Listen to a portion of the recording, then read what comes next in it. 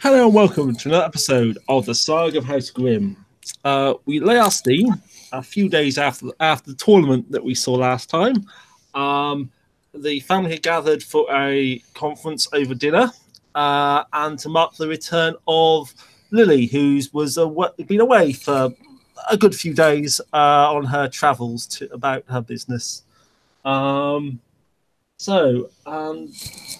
think present we have the recently Lord Rylan, who became Lord some 3 months ago after the tragic death of the previous Lord, Sir Desmond, brother to the previous Lord, a grizzled old knight, and the very elderly Master Julius, and various other servants and hangers-on and household staff as appropriate. Caitlin, your cook, has prepared. You're probably frankly still eating through the leftovers from the tournament feast, so it's good and ample fare.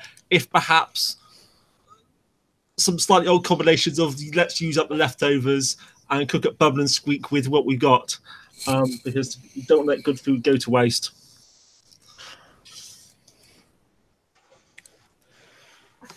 Off you go. Ryan is sitting in a very relaxed posture, so he actually has his leg looped up over the high chair, the high chair of the hall. He has his left leg kind of looped up over it, and he's kind of sitting back. He drinks water he drinks watered down wine, so he doesn't actually drink wine to get drunk. He just drinks it for the flavor. So he'll put his goblet down on the table before he shrugs and he says, "Well, considering what happened the last time we held a public function, I think that this one went rather well."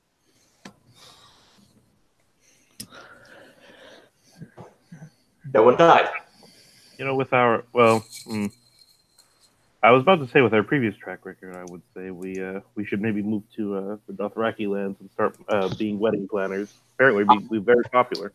Yes, I was going to say, I believe it is at least a minimum of 3 deaths at a wedding to make it interesting.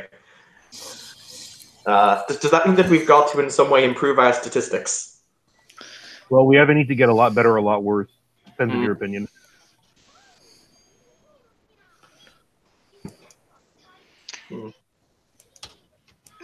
Indeed. I'm glad the event went well and nobody died. Yes, it was rather interesting, but then again, c'est la vie, I suppose.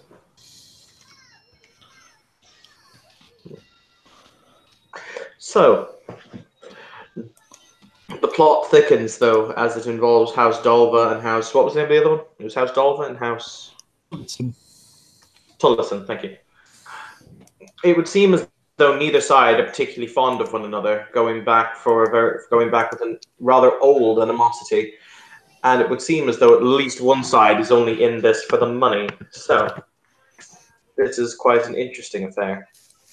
What would our good King Robert say if he was to hear about how nobles were practically selling one another out for a bag of coin? That man spends money like it's water, so I don't think he has a value for it as much as he has a value for martial pride and honor.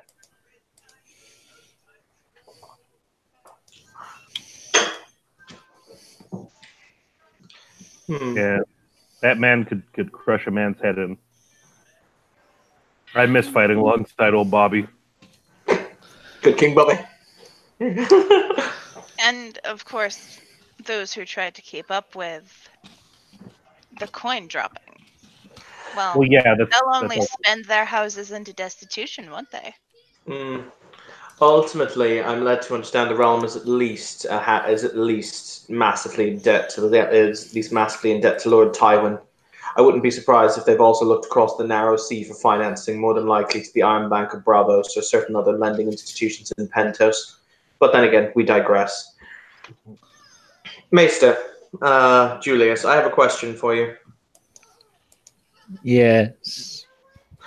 Which one of the lords was known as the Penny Pinch? I remember one of them was. Was it Lord Dalva? I think it was Lord Dalva. Might have been. You'll have to give me a minute to actually find the document.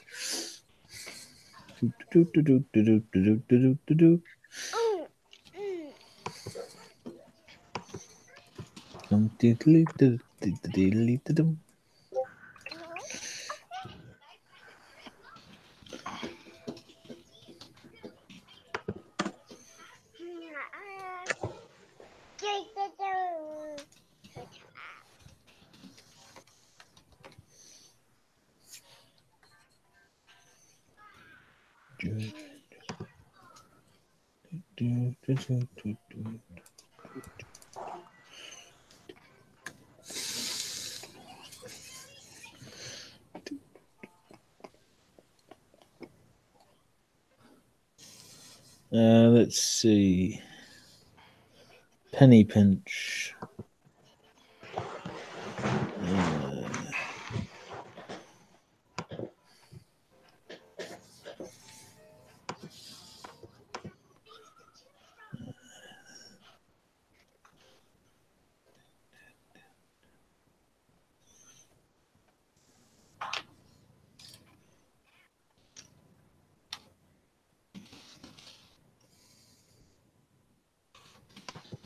Do you mean Lord Pinchpenny? Yes, I do. Yeah, Lord Hemel Dulver, commonly known as Pinchpenny. I'm curious then, can you give me a rough idea? If Lord Dalva was indeed able to seize the lands of his rival, how would that affect him fiscally? I should point out that Pinchpenny was the previous lord. Oh, it's not the current lord? No, the current lord is his son, Lord Harold Dulver, commonly known as the Vulture of Dulver. Incidentally, he's married to a daughter of a cousin of Lord Tywin.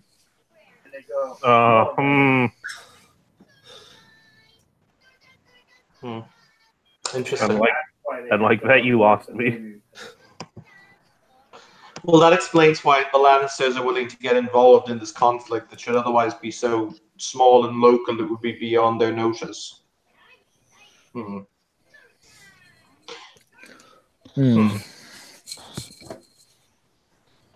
if Lord Dulva were able to move against his rival and secure their lands and holdings, how would that affect them fiscally? Hold on. I assume I'm required to make a dice roll here, Nathan?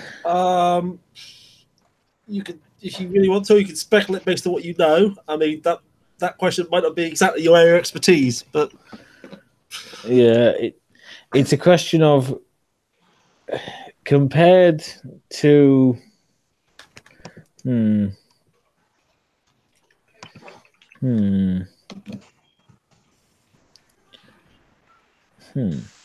What are the land? What's the house that they've attacked, Nathan? The other house is House Tullison. House Tullison. Discussed in your brief. Yeah, I'm reading the brief now and trying to confirm. That might be of note. It would probably do them some good, given that House Dulver only has a small remote holding and relatively poor hills and pasture lands, whereas House Tullison has an iron mine all to itself. There's potential profit in it. Might even be worth the cost of actually outfitting.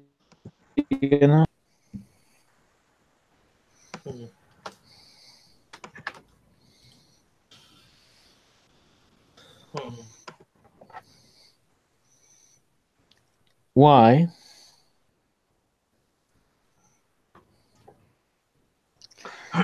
I was merely contemplating.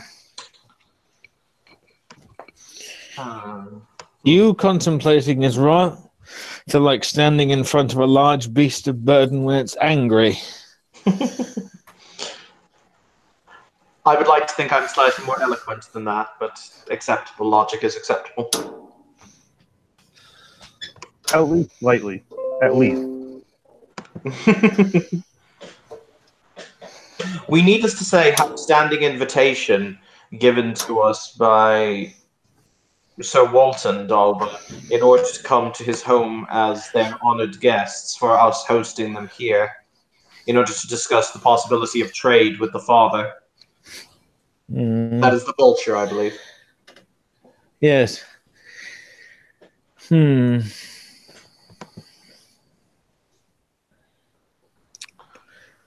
I wonder. Nathan? Yes? Do I know how old Gamble is, the bastard-born son of Lord Willis? If it's in your brief, basically, essentially, it was all pre-rolled. Right.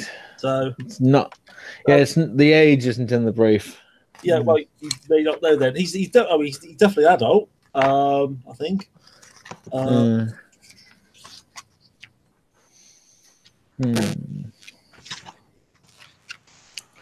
But obviously, you don't necessarily have in-depth knowledge of every single person.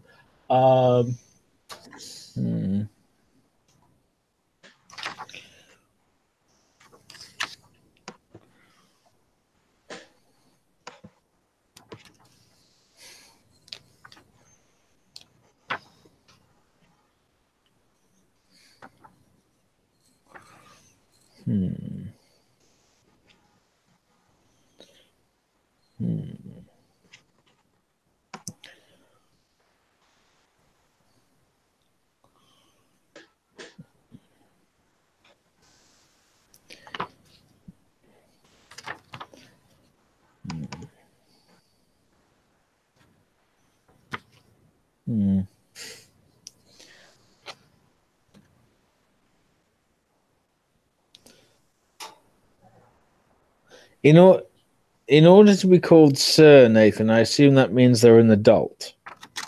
Yes. And adult in this case is 18 plus. Exceptional people get knighted slightly earlier than that, but that's really exceptional.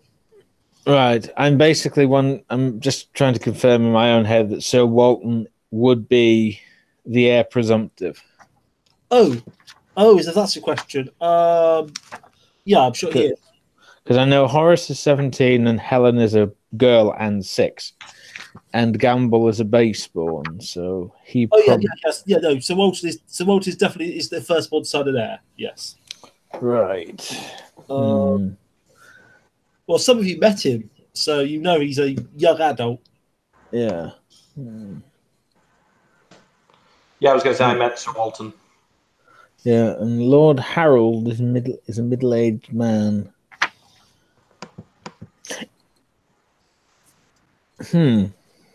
Why is he called the Vulture, Nathan? You don't know. That's what people call him. Maybe if you once you meet him, you'll get a better idea. What do vultures do? Pick over the dead. That's my wonder.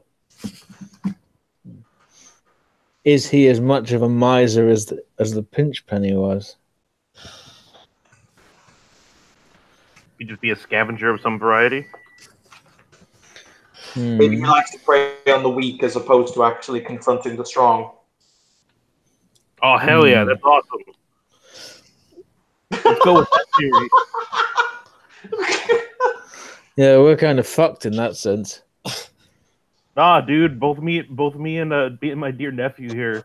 Oh man, if he's terrified of confronting the strong, it's done. And thus it was the wrecking of face proceeds. No. Yeah, while I hide out in my tower with a banner outside saying, "Please go away. I don't wish to hurt you." Yeah.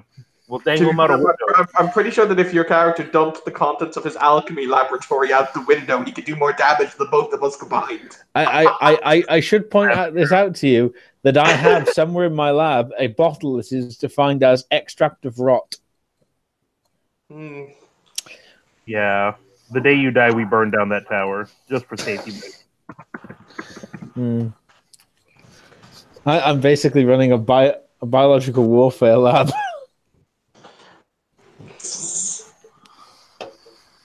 But he'll kind of contemplate and say, as I said, we have an invite to go to the lands of Lord Dalva in order to discuss trade with him. While we're there, it might be better to get a handle on the man who is at the other end of this argument, considering I met with the Lord of House Tullison, who's a child.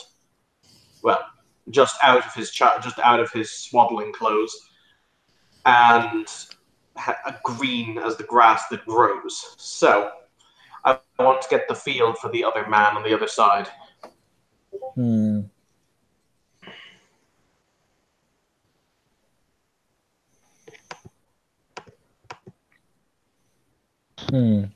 That seems particularly prudent, brother.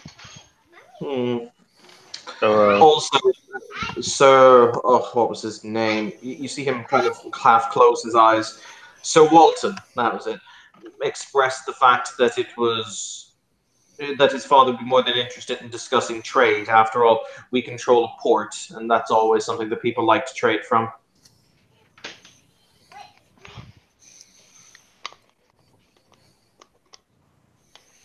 And do you have anyone in mind to negotiate these deals?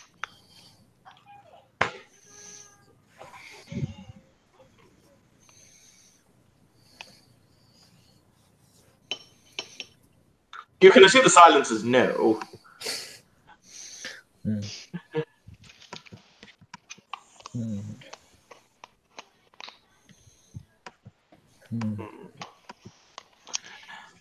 Lily just nods her head.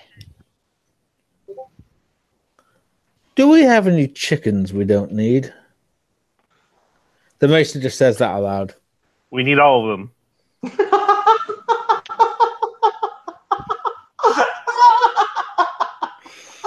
Sorry, just no, we need them all, the chickens. Are you quite sure? Looks at an empty piece of paper. Yep, all of them. All of them need to be accounted for. I shall have to have words with the cooks. I'm going to need them. I'm going to need meat if I can't use a live one. What? Whatever for? I wish to see if I can use some of my concoctions to develop a more effective, cleansing solution. When you say cleansing solution, are we talking about the floors or purging? Mortal wounds, my dear. Oh, I thought it was that solution of bacon grease and prunes you had me eat that one time. My basic theory is take needles, dip them in my little solution, and put them into the flesh of things, ideally living things, introducing the, foulness of the mix, and then attempt to cure the resulting flesh corruption. That sounds barbaric. That sounds like Uncle. Indeed. Oh, also, quick request. Is anyone using the East Dungeon? The really cold one? Like he kind of looks at you, Caleb, like kind of blink. At which point I'm going to assume that there is a kind of an emphatic nodding. At which point he'll say, "Yes, it's currently occupied." Dear Damn, I'll have to speak with that blacksmith again. Dear Maester, can you stop expanding your stuff into other parts of the castle? Our plausible deniability is falling away. But how else am I going to be able to verify that frostbite is fixable? I'm not traveling north, damn it. How else are we supposed to... Look, Uncle, a chocolate cake, he will say as he just... Look, Maester Julius, a chocolate cake. He will just say as he puts the chocolate cake in front of him, hoping it will distract him. He looks at the cake, cuts off a slice of the cake, and just starts eating the cake quietly. There we go. It was just blood sugar, it's fine. Incidentally, it has occurred to me that Maester Julius is one step away from Joseph Mengele. It's fine. Mark could possibly go, oh god, the prisoners. Anyway. Yeah. So, as I said, I think that the first step in order to settle this negotiation is getting a feel for both men. So, Maester Julius, I'm going to write a short letter to Lord Dolba, informing him that we would be delighted to take his son up on his offer of hospitality for a few nights. Can you dispatch the Raven with it? I can. Also, this cake is lovely. Excellent. I have discovered a new method of dealing with Maester Julius, bribing him with cake. Yes. He will make notes about need to send Raven, need to speak with blacksmith, need to order more cake. Then small note, consider increasing size of baking oven. Then brackets. What the possible crematorium use? Scratches out. Okay. What the hell? MVP. Sorry, this is not really funny. But yeah, no. Rylan dips. You know, he gets one of those very, very small. Actually, no. I'm not actually sure. Question, Nathan. Is it the person who writes the letter for the Raven? The one who do they actually write them themselves, or does the Maester transcribe them and write them on the little piece of paper? One would assume if the Lord can't read and write. It probably varies. I mean, most lords can read and write somewhat. It's a skill set you would expect to learn. Obviously, you get a few people which are really bad at it, or lazy who get the Meister to do all the writing for them. Yeah, no. In that case, Rylan will scribble out his own letter on this really small little raveny piece of paper, and he will hand it to Maester. Basically, it is just, my dear Lord Dolva, I would be delighted to take up the very kind offer of your son, Sir Walton, who offered us the opportunity to come and stay with you and converse with you on matters of trade and politics. We would, let us know if this is still acceptable. Your friend, Rylan Grimm. Basically. Yeah, fine. Okay. He'll take that. He'll fold it up, hold it out to you to be sealed. He'll seal it with a signet ring. Right. Slip it into his robes. Goes back to sit down with his cake. Excellent. I maintain that it's basically blood sugar. The crazier he gets, the more off his blood sugar is. So, brother. Yes, sister. Uncle Desmond. Given to understand the tournament went well. Much better than nobody died well. At least for us. I mean, we thought about it.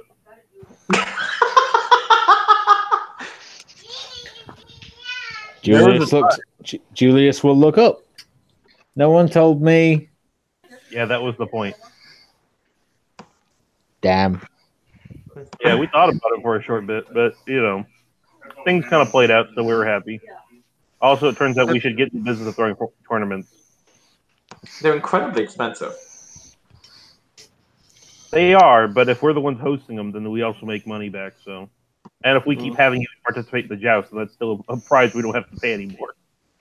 As I said, I'm interested to see that King Robert will be hosting a tournament soon, which means that we'll more than likely head to King's Landing. Sounds nice. I mean, the summers there are just nicer, though you do have to deal with the constant smell of shit. Yeah, well, Can't have one without the other. Have you smelt the moat recently? I try not to. Yeah. Incidentally, we need to hire a peasant to clean up the cesspit. I mean, you have to...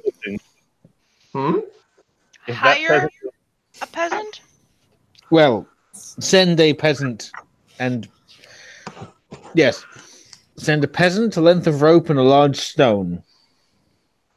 Thank you.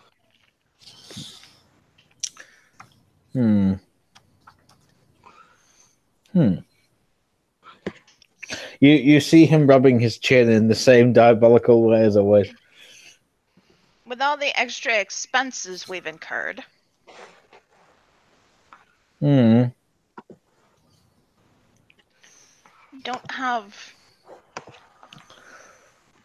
I mean, I will be frank. all the extra expensive we've incurred, hiring on peasants to clean the cesspit would be unwise. Utilize the staff we already have. Oh, shit.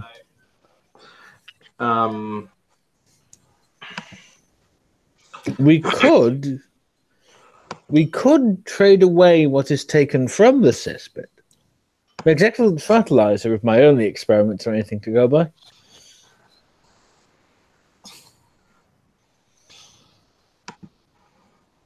Might improve our crop yield. Trade it to whom? Well, I say trade. I would say more give it to the peasants and get a bigger share, get a bigger amount of crop yield. Shit for corn. Shit for corn. More like decayed fecally enriched clay.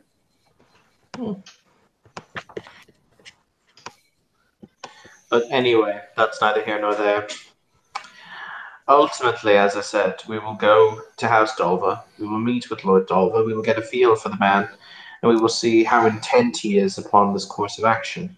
We will then make agreements as it pertains to trade and see if we can dissuade him from the need for violence in the current goal that he has set himself. Any questions? What if we can't dissuade him? We're gonna hold him by his ankles out a window, right? Possibly. I mean, I'll hold him. You just do the talking. I mean, if you're planning to defenestrate the man anyway... No. Like, intimidation. You're always spoiling my fun, brother. Well, anyway. So we will see. If he does not agree, we will cross that bridge when we come to it. Or burn that bridge. One or the other. I tend not to like the concept of discussing the burning of bridges around Lily. I'm led to understand that it might hit too close to home.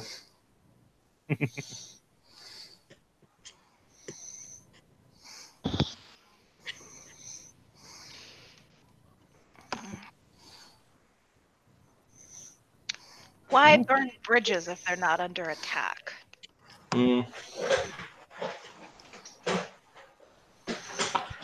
So, does anyone else have any issues that they wish to raise? We need to kill more bandits. We always have a bandit problem. That always seems to be a fair one to bring up. Do we happen to have any siege equipment? You know, it's shit like that that makes people think there's something wrong with you, brother. We're not sieging anybody, so I don't think we have any ready. Well, all I need is a small ballista or a Scorpio. See fucking previous statement. Look, it's to test out a new experimental weapon, and if you won't let me fire it at the peasantry, I have to fire it at the trees. Okay. You know, that is something I would like to bring up. I believe our dear Uncle Maester could use a budget for his experiments. No. That would be fine, because that means that he can spend as much as he wants within that realm, and he doesn't have to. We don't have to answer any questions. A stipend of some variety. If you would like, Lily, I will happily give you a full accounting of my experiments. I really think we should. Huge grin. Yeah. I would also like to know what you have been telling your great niece. What do you mean? Something about holding her hand in a candle flame. Yes. Pain is a useful lesson. And what was the lesson? that you should always consider the consequences of an action before doing it. If she'd done it straight off the bat, then she'd have been stupid. And you felt the need to teach her this? We live in a world where a king's orders can get you killed on a whim. Knowing when to obey and when to say, throw thy head off a cliff, my lord, is always a useful lesson for a young lady. Just fucking amazed look on Desmond's face. Oh.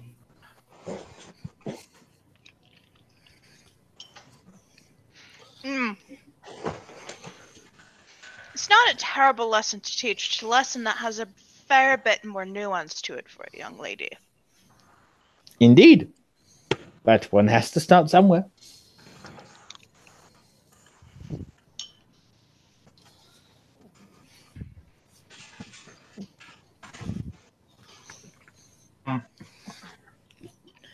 Very well.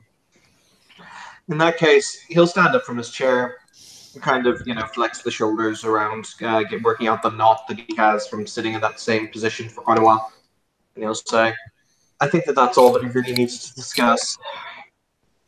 Anyone else? Anything? Nope. You're good. Uncle, send that letter as soon as you're able to, and we shall see what House Dolva has to say. Rightio. I'll send it. I'll send it, and then I'll head down to the armory. I'm sure I can find an old ballista, if nothing else. I live in fear. Yeah. Okay. Doing a sync up there. Okay, you send the letter off. You get a short, appropriate reply. Yes, you're certainly welcome to visit. And arrangements are made. Are you planning to take anything in particular with you? As in, like, samples of trade goods, for example, or beat stick. Yeah, we will pack samples of goods that are commonly sold in our marketplace in our little town. Name I've forgotten. Does anyone remember what we've defined for that? And we may not have. I'd say salted fish, because I assume you have fishermen.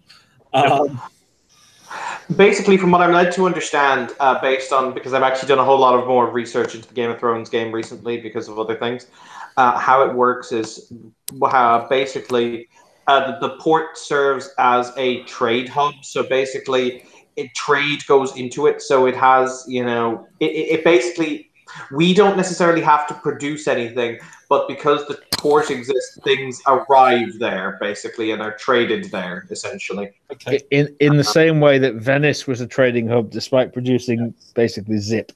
Bear in mind, however, your port is not on the south coast facing Essos. It's facing the Islands, who are not so big at the whole trading thing. So in that case, realistically, we'd probably do most of our trade with the north and with Lannisport. Yep. So that means that we're probably getting things that we're probably a very big hub when it comes to moving things north. Like, for example, things that are produced in the south that are then moved up north. So ships from Lannisport would come and spend time here in order to resupply before they make the final jump up to dispatch their goods into the north. So probably we get things like wine from the Arbor, expensive stuff on the south. That's entirely fair. Yeah, you've got southern goods which are going north, and you've got northern goods like furs which are going south. Essentially, yes. Stuff we're producing probably something like smoked fish or something. Yeah. But that sounds good. That's fine. Okay. Am I off my rocker thinking at some point we discussed our own, like, there was wine that was produced locally? I think, or some kind of spirits? I think we might produce some kind of spirit. I don't know why, but yeah, you're right. I think we produce some kind of heavy, like hard alcohol, but I don't think we produce wine. I don't remember it, but I'm absolutely fine with it. That's not a problem. Oh hell yeah! I mean, most places will produce their own local vintage, whether that's obviously more wine in the south and probably more beer in the north. You're somewhere in between. Yeah, I thought it was perhaps like wine or meat. It was something that we had on offer during the wedding. But yeah, so we'll load up on some samples of the things that are traded in the port. We'll take a contingent of 10 of the household knights, because why not? Let's just take them and have them do something. And we'll have a kind of a carriage / character. It's kind of a pseudo carriage because we don't have proper carriages yet, so they're the round topped carriages, in which we will bring both Maester Julius and Lily. Okay. Yes. Yeah. A covered cart, or sort of like a gypsy wagon. Yes, essentially. Okay. Yeah. It's all great. Okay. So you make appropriate preparations. Well, if we've got time, I'll press on with the next scene then. Yeah, that's fine. Okay, so House Dover is southwest of yourselves. It's not massively far, so they've also got some holdings on the coastline, like yourselves. They obviously are closer towards the Westerlands. The weather is fairly clement, so there's no problems there, and you managed to get off your lands without bandit attacks.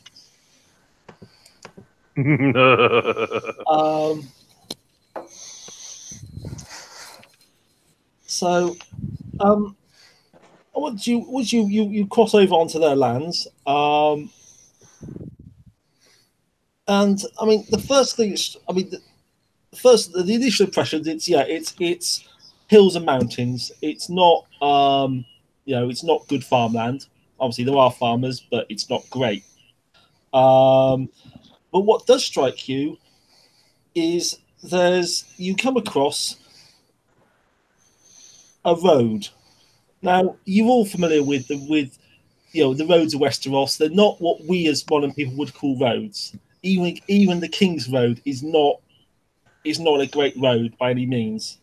This, however, is something some of you might have never seen before. Probably Ryland's seen the like of this in his foreign travels. This is a properly engineered, laid, paved road with proper gutterage, so the rain goes off nicely. It doesn't get soggy. Are we on the King's Road, Nathan? No, this is definitely much better than the King's Road. Well, that seems hazardous. Oh, King's Road is just like one of the major highways, not the nicest. Yeah, but where the Westerosi they don't build proper roads as we think of it. Medieval dirt tracks. Ryland kind of looks down as they're kind of clippity-clopping along the road, and he'll say, kind of, the only thing that I've really seen like this were when the Valyrian freehold still ruled the Essos, they had stone packed together in order to form their roads that were then melted into a single long line via dragon fire in order to keep it perfect, I suppose would be the phrase, or the turn of phrase. But this is still very good.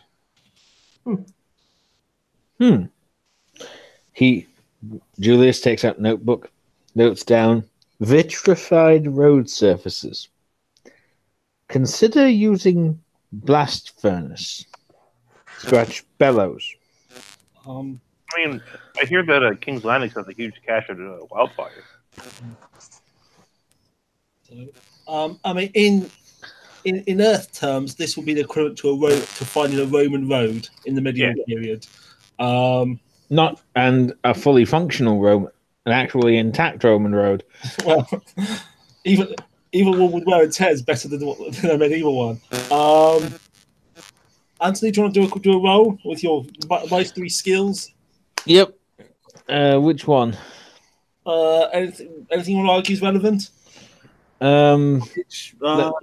Let's see. I have knowledge. Let's see. I have knowledge with a bonus in education and research. If that's relevant. Go on, have it. You can use education. Go on. Okay, so that's it's 5d6, is it? Well, how many you've got? Yes. Yeah, because I have knowledge 4 and then 1 bonus 9. So you roll 5 and keep the best 4. Okay. Where were we doing dice rolls? Use the doubling one if that's let's all use whatever. I don't mind. Right, I use the Dublin one for that then. Just wait for the actual thing to load. Okay.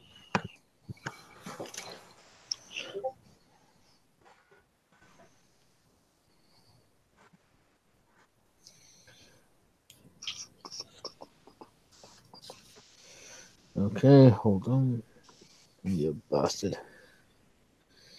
Okay. And it's D6s. So. Yep. Okay, so that's a total of 19. Okay. Right. The craft to build these roads is lost. Nobody builds these anymore. This would be thousands of years old. This would be pre-Andal. The first men had this law of road building. That's Lean sticks his head out the wagon. Stop the wagon! Why? Also, we're not deaf. I wish to.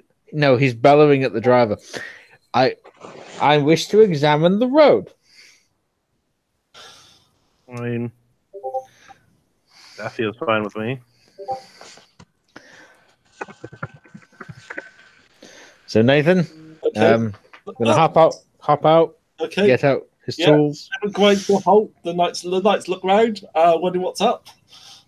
Yep. He's gonna hop out, like getting out fine bits of metal, trying to measure the distance between the stones, seeing how well laid they are, whether they've been cut to shape, or whether they've just been well positioned. Right. Yeah, you definitely get a sense people give you some funny looks.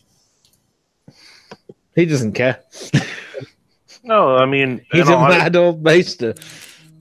In all honesty, if he can reproduce these for our lands, that might help. Yeah, that's kind of what he's trying to do. He'll get us chisel and tiny hammer. Is there any like cement or concrete or anything like that? Yeah, in the Roman style. Yeah, yes, yeah. There's some kind of cement. Yeah, it's shaped bricks held together with cement. You're not quite sure, of course. It's like multi layers of things. You'd have to like take it apart really to see what's going on. Yeah.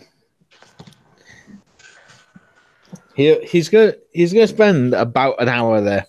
Okay. if he's allowed to. Well, the NPC is the convoy looking very unimpressed. Oh yeah. I don't know what they're doing. When he pulls out the sketchbook and the pencil.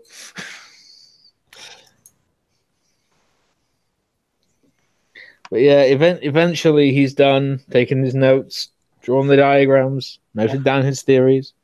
What's everyone else doing while the Meisters stop the convoy for this? Yeah. Kick up my boots. I don't even care.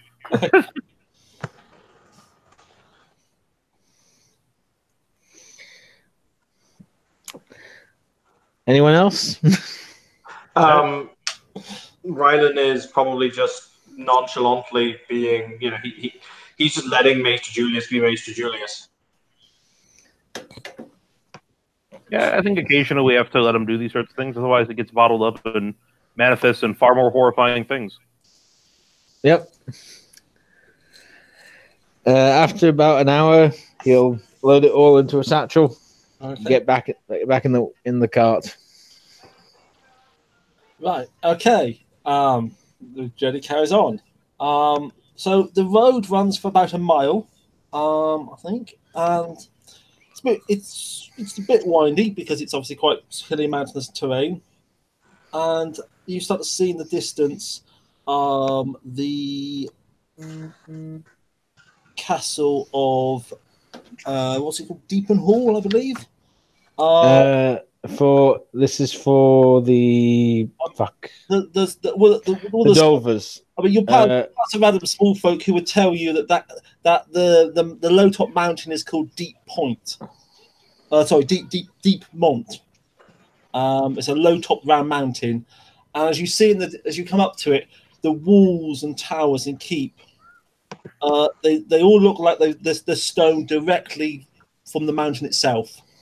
It's not many castles like yours. The stones had to be transported. This meshes perfectly the same kind of stone that the mountain itself comes from.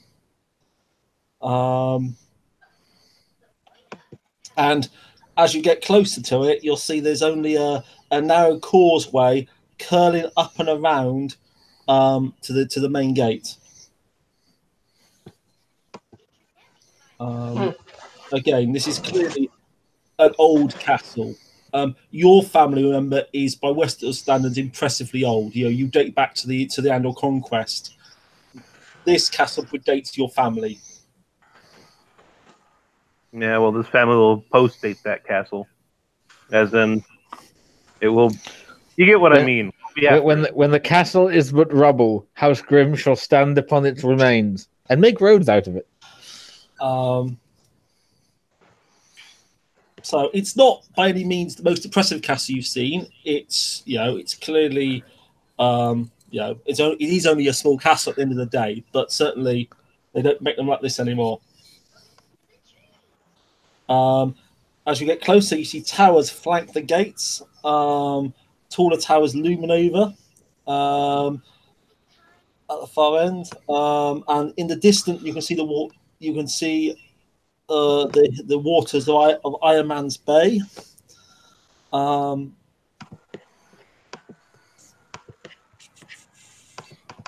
So for those of you who are into Castle's Eye, it's a Moat and Bailey style castle. But the moat is largely the natural shape of the mountain. Wait. Can I ask a question? Yes. You're saying Moat and Bailey. Do you mean Mott and Bailey or Moat and Bailey? Motte. Because a motte would be a courtyard. Yes, that Mott and Bailey. Thank you. Yeah. I'm just confused because I was hearing it in my head. Yeah. No. Okay.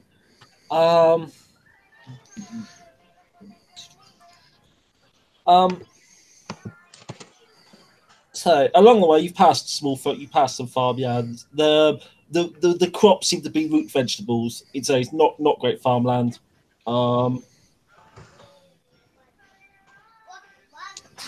Okay, and you come to the great bronze gates of the front entrance. Again, that might strike you as slightly odd that the gates are bronze. Yeah, it's impressive, to say the least. Is it like solid bronze or like plated over wood? Reinforced?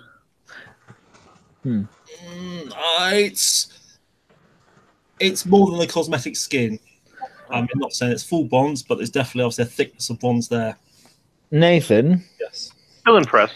Is it like normal bronze color or is it verdigris? It's the color of well-maintained bronze. So it hasn't been allowed to go green in the way that bronze or copper can do. It's actually been tended to. Yes. Yeah, it's not. It doesn't look dilapidated. Oh, that's impressive. I am color me impressed. Which also means the bronze might be as old as the castle, because bronze isn't that expensive, which means you wouldn't maintain it unless it had some prestige meaning behind it, which probably means it's old.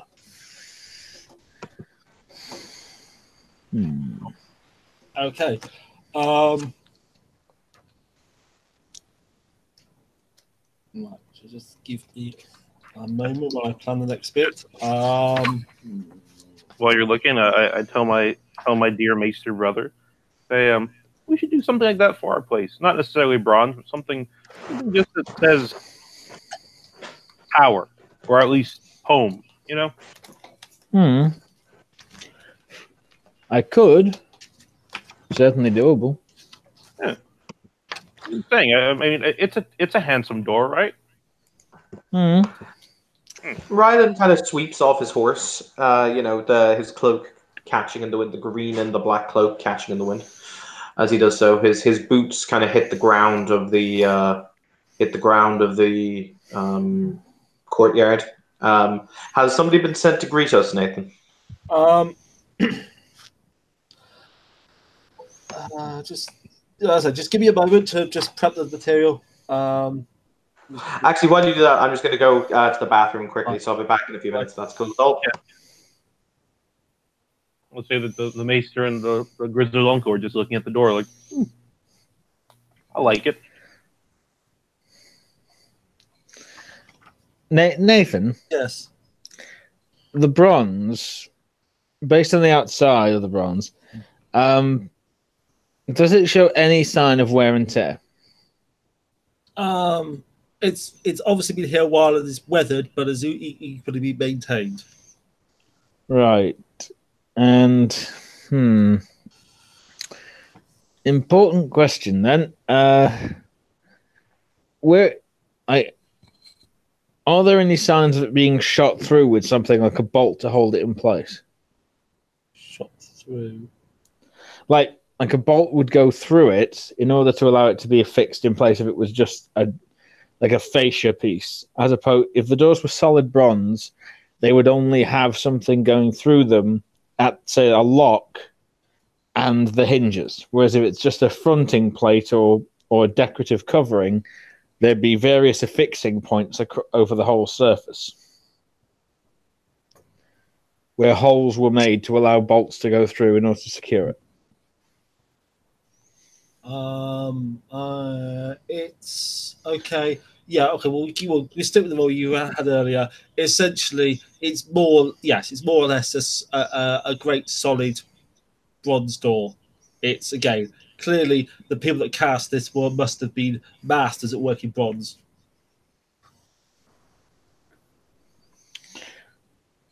Right. It probably wasn't. Obviously, it wasn't entirely cast as one piece. It may be one piece of bronze which were cast separately and then assembled. Without actually taking it apart, you're not quite sure. It's as much the question though that this bronze of this even in the Middle Ages, the setting of Westeros. Having that much bronze for a single project is still a fairly expensive endeavor. Yes. Well, building that road's a very expensive endeavor. And not as expensive as that much bronze. Roads just need skilled craftsmanship. Bronze requires a lot of effort to get. It's within medieval era, it's extremely difficult. So that bronze door worth a fair bit. Yes. And well, yeah. Well, metal is inherently of value because yes, you make it.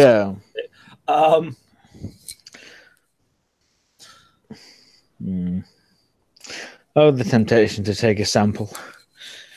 No, I wouldn't. Oh, I know. You just see the maester twiddling his thumbs. He wants to take samples, but knows he can't. Okay. Observation. Right. Okay. We'll do. Everybody back? I don't think Evan is. Okay. I'm ready to go, but we can faff a little bit until he gets back. Yeah.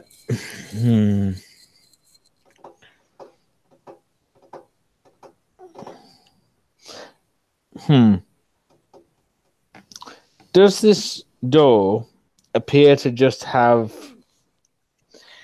does it appear to as though from the inside it's probably just like a bar holding it shut, or is there actually a key mechanism or something like that? Because some doors had those, they were just rare. Yeah, no, there's not a key mechanism.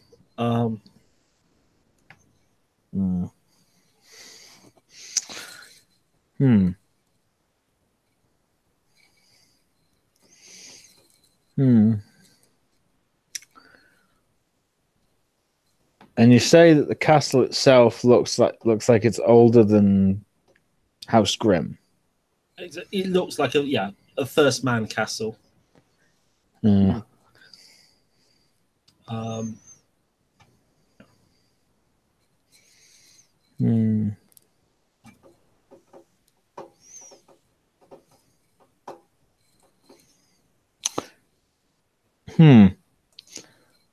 Nathan? Yes.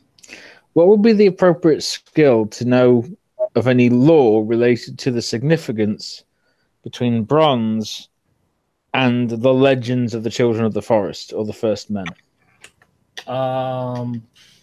Because presumably there are, just as how there are legends in our world about how the fair folk never deal with iron, and they use stone or copper instead. Have a knowledge roll. Knowledge roll. Okay. Does education or research apply? Don't think so. Okie dokie. So we can look at how education seems a bit vague, but well, I was thinking more in terms of research, but there we go. Well, I mean, research you could either, if you were like in a library researching it. Okie dokie. And I'm back, guys. Okay. That's a total of 20 there. Okay.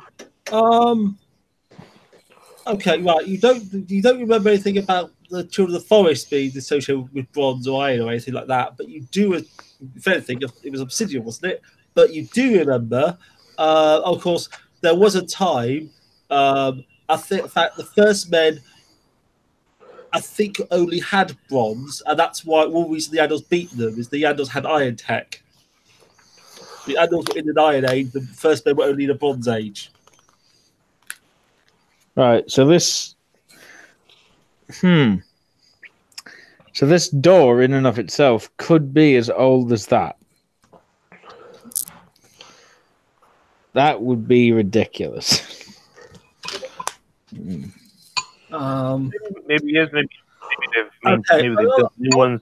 On that note, so okay, yes, you are welcomed by guards up on the towers at the gate. I assume you're flying your house colours. Yes. Okay. Yes. Well, you are expected.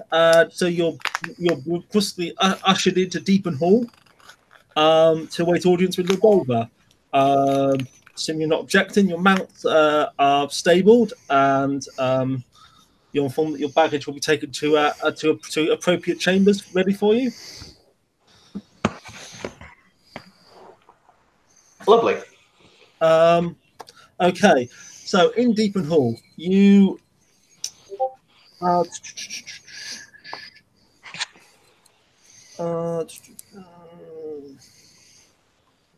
some lords, you gather, I mean, are given to, shall we say, pomp and ceremony, and lots of formal rituals and greetings.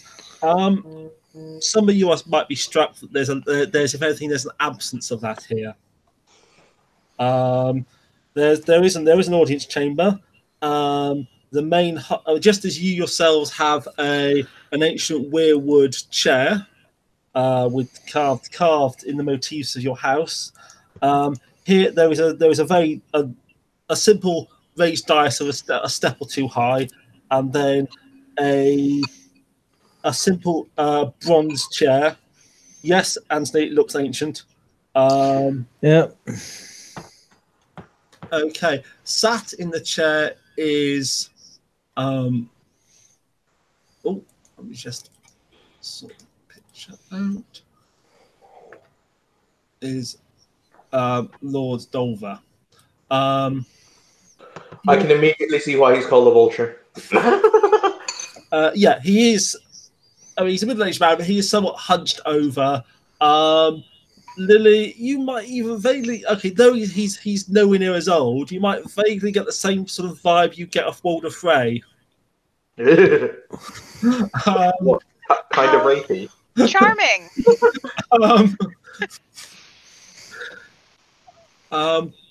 Stood next to him, fulfilling his function, is the Hausmeister. Are you two going to have a chain off again? What? I assume because I have it in my brief. I do have a general idea of what sort of skills this particular Maester has. I don't think you. Oh no, it's not in the brief. I think you rolled last time and fluffed the roll, as I recall. Yeah, it's Maester Fat, but I know his name is Maester Falston.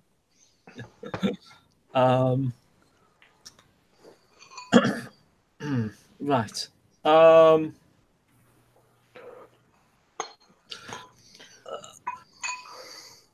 Welcome, guests, to my humble hall. I trust your trip was a pleasant one.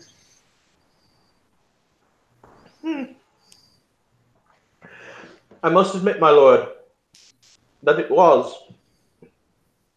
My Maester Julius here was incredibly interested in the most excellent paved roads that you seem to have, and no doubt he shall bother your own Maester incessantly this evening with many questions. Yes. That road, I'm sure, will stand long after we all gone. Once there was a time once when the riches of this hall flowed forward down that road. But still, my son tells me you come to speak of trade.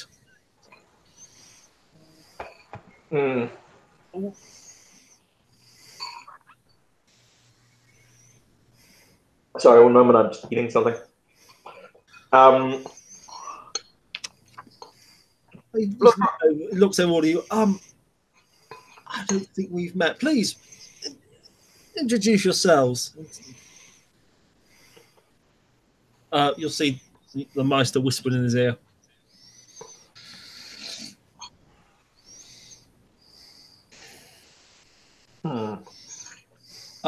For those of you who met his son, you'll know they don't really look very much alike at all. Obviously, this man is bald, so you don't know what his hair color would be, but this is a short, hunched man. His son was a good 6-footer. So unless we see a 6-foot bride walking around.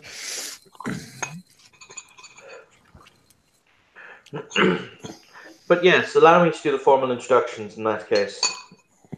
Allow me to first introduce you to my sister.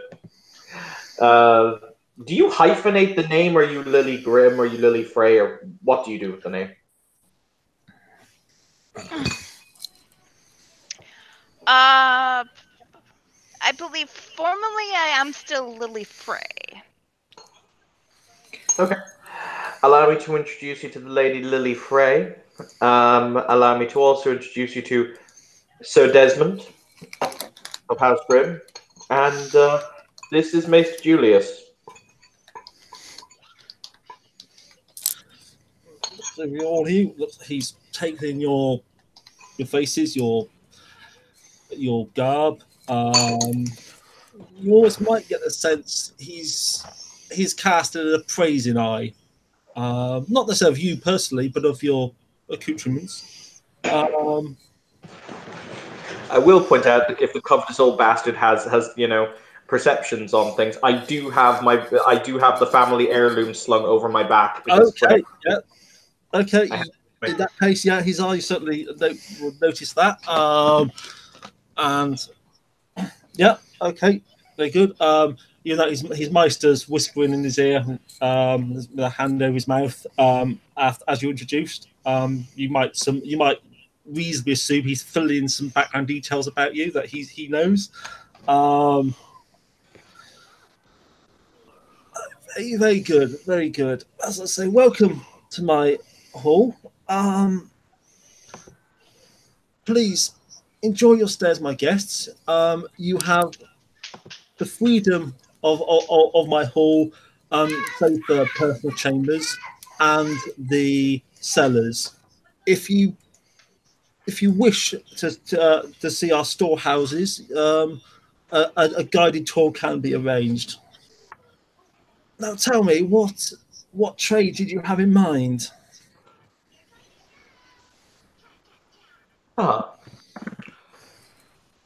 Do I get bear in mind, we haven't even sat down to dinner. So do I get the sense that he is just being very, very money forward money?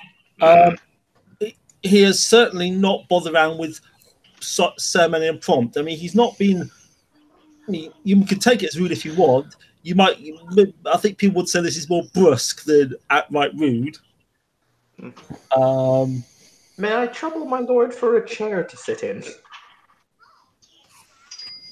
Oh, if you have need, he waves and some servants bring over chairs. Excellent. He will nod. He will then extend a hand and gesture behind him for his own servants to step forward, who will roll out from various different secure boxes the kind of the trade that flows through our port town, and he will say, "It's more so that we offer you a reasonable rate when it comes to the access to the trade that goes up and down the what the fuck is the name of that? It's the Shivering Sea? I can't remember. I think it's the Shivering Bay. I'm not sure of the whole sea, but yeah, okay. Yeah. I think it's the Shivering Sea, so we'll go with it for now. If I'm wrong, fuck it. Fine. They're going up and down the Shivering Sea. As it stands, we move goods from all the way south from the Arbor to all the way north, just up at East Watch by the sea.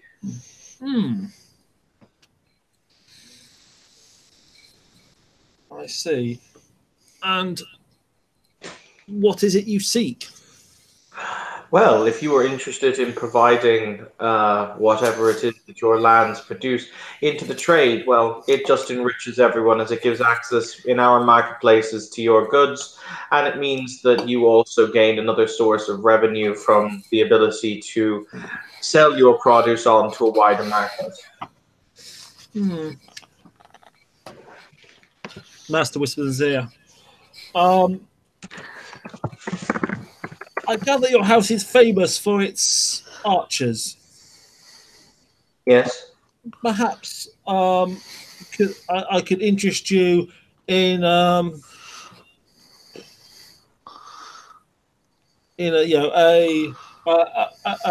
supply of spare bows and bowstrings or arrows.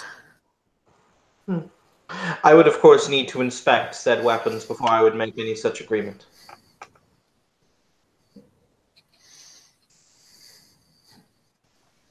Is that something you would be interested in? Yes, as I said, if they are indeed to a high quality, I would be more than happy to make some semblance of an arrangement there. As I said, I would have to inspect them before I can make any kind of deal in that regard.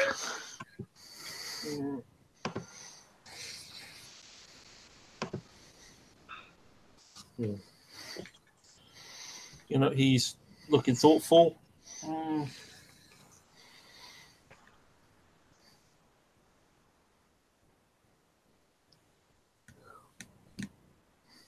His master's whispering in his ear. Are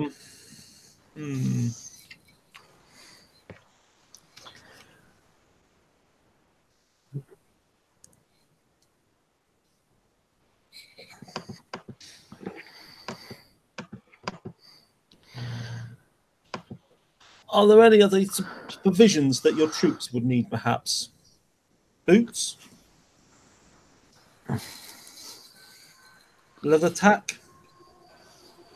Forgive me, my lord, but why is it that you seem to have such an obsession with the concept of men mobilizing and marching for war? Are we not currently... Is the Seven Kingdoms about to embark on a war that I was not made aware of? I have only recently returned. Oh, I ask because my master tells me that you have a large body of men and men need supplies. True. And I gather they see active service in your lands. From time to time when it is needed. But then again, my lord, I would have thought that from what it is that my friends have informed me of, that you were also rather in need of the provisioning of your own troops. He frowns at that. Master whispers in his ear a lot.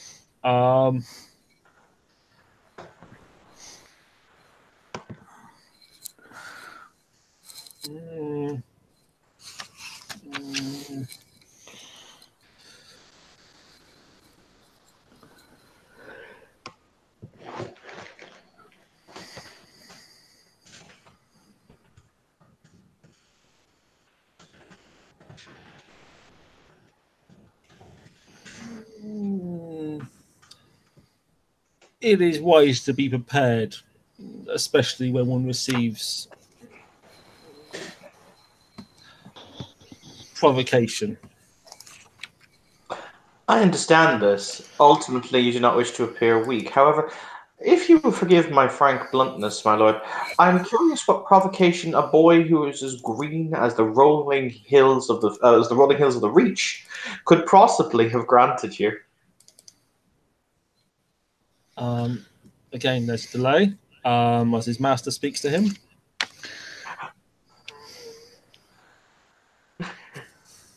I'm beginning to wonder whether or not this lord is senile. His maester's telling him everything. Can we try and make a roll to overhear what the maester is saying?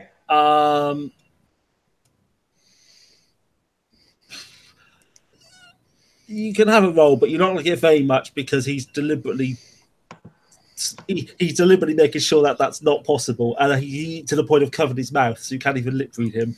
Okay, then no point. You can roll for it on a stupid roll. You might get a few odd words, but no, it's fine. Don't worry about it. Makes sense though.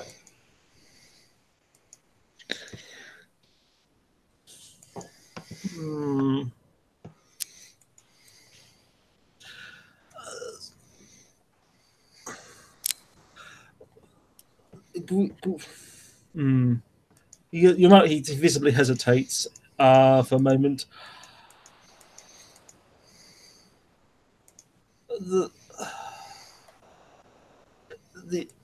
Our issues with certain baseborn are old, but I am not one to dredge up old quarrels without good cause. I see.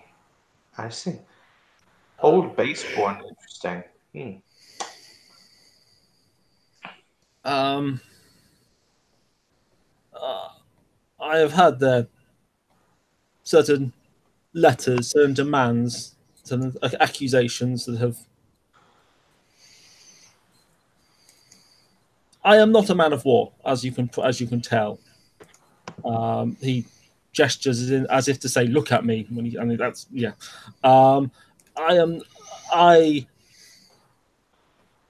You have only to look at my record in the wars of my life to see that. But if there is no other option,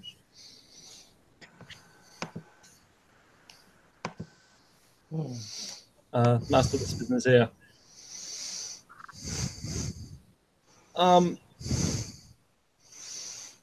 The master tells to you, my Lord Dolver thanks you for your audience and grows tired. As he said, you have the freedom of the hall. If you may visit the sept if you wish, and a tour of the storehouses can be arranged. Do not go to the storehouses unaccompanied. I'm sure you are all tired from your journey. A dinner will be prepared at the appropriate hour.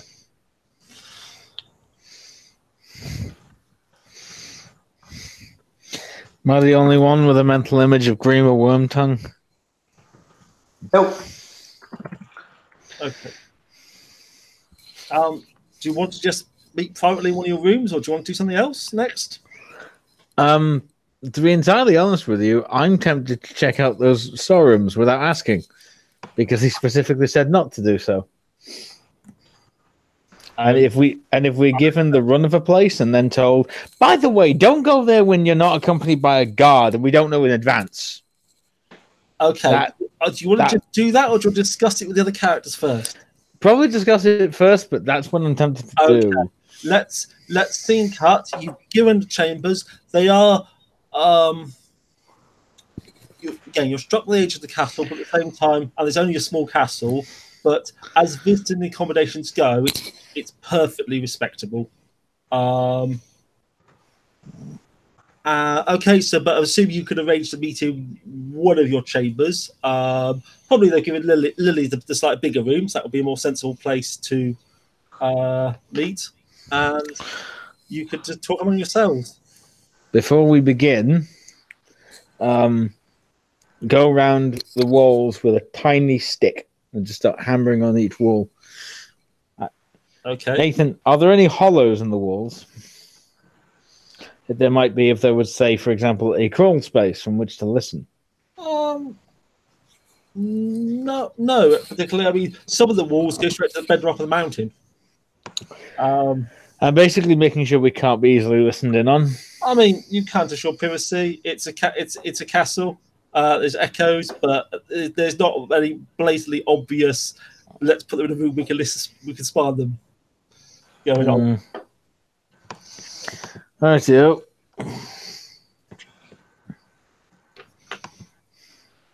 I'm back. I've never seen one of your type, Mr. Julius, being so obvious and overt in their controlling of those who are their master. Yes, that's why I'm fully desirous to go and visit those storerooms that he said we shouldn't visit without asking first. Because whatever's in there, that maester doesn't want us to know. And I don't like it when a maester withholds secrets from a fellow. Oh, it's the worst, isn't it? Pardon? I said it's the worst, isn't it? Oh, yes. The Citadel is supposed to be a place of free exchange of knowledge and learning. And he appears to be withholding something, and it rankles. If you want, Maester, you and me can visit him.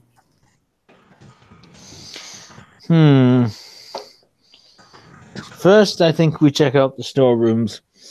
Then, if there's anything noteworthy in there, then we pay my fellow a visit. You can dangle him out of a window if you like. We can do the old horrifying and bad constable. How about this, Maester? I can probably slip into the storerooms unseen. It's much better than, shall we say, us attempting to break in a more violent and obvious manner. Same here. Yes, if you say so. Myself and Uncle. Sorry, myself and our uncle here will go and sneak in and see if we can find anything while we're there. I'm not a part of this conversation. If you get caught, of course not. I have no intention of getting caught. And if we do, remember, if no one saw you get caught, or no one is alive to tell on you, then you didn't get caught. Yes, let's add murder to breaking and entering. Whoa. Murder is a strong word. Not an inaccurate one, just strong. Just to clarify, I was taking this read you what you were offered bread and salt on the way in. Just for reference. Yes, a point of order. I'm not intending to do them harm. If the bread and salt, we did it under good faith. I have no intention of killing anybody. I feel the need to remind we are guests here, and this entire plot here is a breach of proper decorum and etiquette. Yeah, but that's what I am. I'm a walking decorum and breach of etiquette. I expect it of you. Expect better of our lord here. He shrugs, at which point he'll say, I've been given a task by our superiors, and I intend to carry out my task. If it makes you feel any better, I won't carry my morning star, I'll just carry my blackjack. Nathan? Yes? If I were to have asked for a bowl of salt at the start before we arrived in the room, would the servants have been able to provide one, and maybe a jug of water? There's certainly jugs of water in the rooms. That's not a problem. Then you'll get a funny look. They can bring you a small bowl of salt. Salt is expensive, but they can only bring you a small bowl of salt. That's fine. Okay. I'm basically going to start mixing up a strong brine, and then soaking essentially small rags in the brine. Because I don't know if you know this, Nathan. Yeah. But Anthony's not a maester, and Anthony knows it, so Maester probably knows it. It's basic alchemy, and I have knowledge focus alchemy. Yeah. Salt water, when sodium chloride, when applied to bronze, causes something called bronze disease, which is extremely rapid corrosion. Okay, yeah, it's not like magically rapid, but yeah. No, but unless treated with fairly advanced chemistry, it's doable through like medieval alchemy stuff, but it's difficult. Yeah, ton of reason where you know that. That's fine. Okay. Yep. And basically, if they start fucking with us, I'm going to destroy their doors. Okay, you can all watch him soaking rags in salt water and wonder what he's doing. Soak them in the brine, let them dry. Soak them in the brine, let them dry until they're just saturated with sodium chloride crystals. Soak them in the brine and let them dry. Soak them in the brine and let them dry. Sorry. Yep. Okay. I didn't bring any of my small vials of the actual acid because I didn't want to take it out of the lab. Well, okay. That shit's hard to make. So wait, they did say we could visit the storehouses if we were accompanied by a guard. True. So why don't we just have a guard come with us, and if they try and stop us, me and the Lord are probably intimidating enough to have any, random guard they have with us to, open the door. As long as he doesn't have a chance to run off and inform whoever is overseeing the thing to go and hide whatever is in the storerooms. No.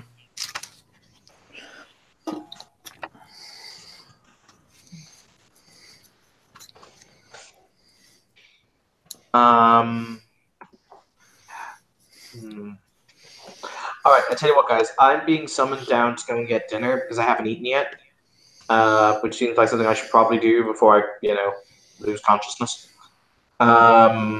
Always wise. I mean, so the legend goes, right? So if you guys want to continue, by all means, feel free to do so. Try and find out what's in the storehouses. Is that cool by you, Nathan? That's fine with me either way. We can stop if people want to do stuff. I don't mind. What would you guys like? Okay, I'll talk to you all later. Okay. Okay. Well, I was planning to do that with him, so why don't we check out everywhere but that first? Is there anywhere on these guys' lands that you want to investigate or check out? Or at the moment, my priority is the storerooms. So, what about you, Heather?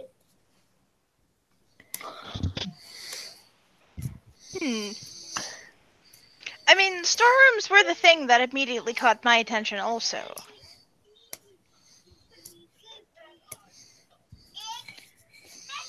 But the polite thing to do seems to be to give our host the opportunity for a bit of flattery and rank concealment. By asking for a tour. Yeah, we should do that, Niece. And, getting a tour before we go into the place we're not supposed to go might give us a better idea of where to go to after getting out of there, or if someone has to make a mad dash for it. Agreed.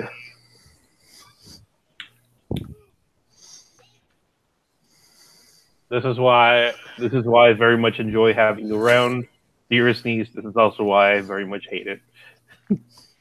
Damn you and your sensible options.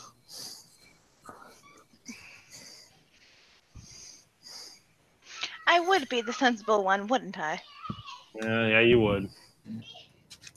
While you've been around, you would have seen at some point the House Dolver arms, the one I've just put up.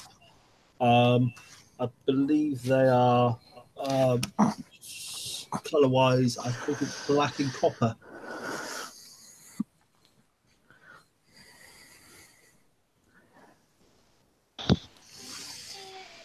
Sorry, what was that, Nathan? I didn't quite catch that. You would have seen while you were in the castle, the House Dover coat of arms, which is the crest I've put up. The colours it's a black pick on a copper background. Oh, a black pick. Okay, yeah. I thought you said pit. Black pickaxe. But yeah. Okay. They literally do have copper as the house colours.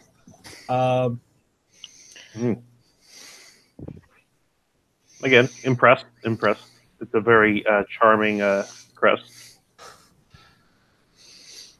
Could do for more snakes on it, but you know.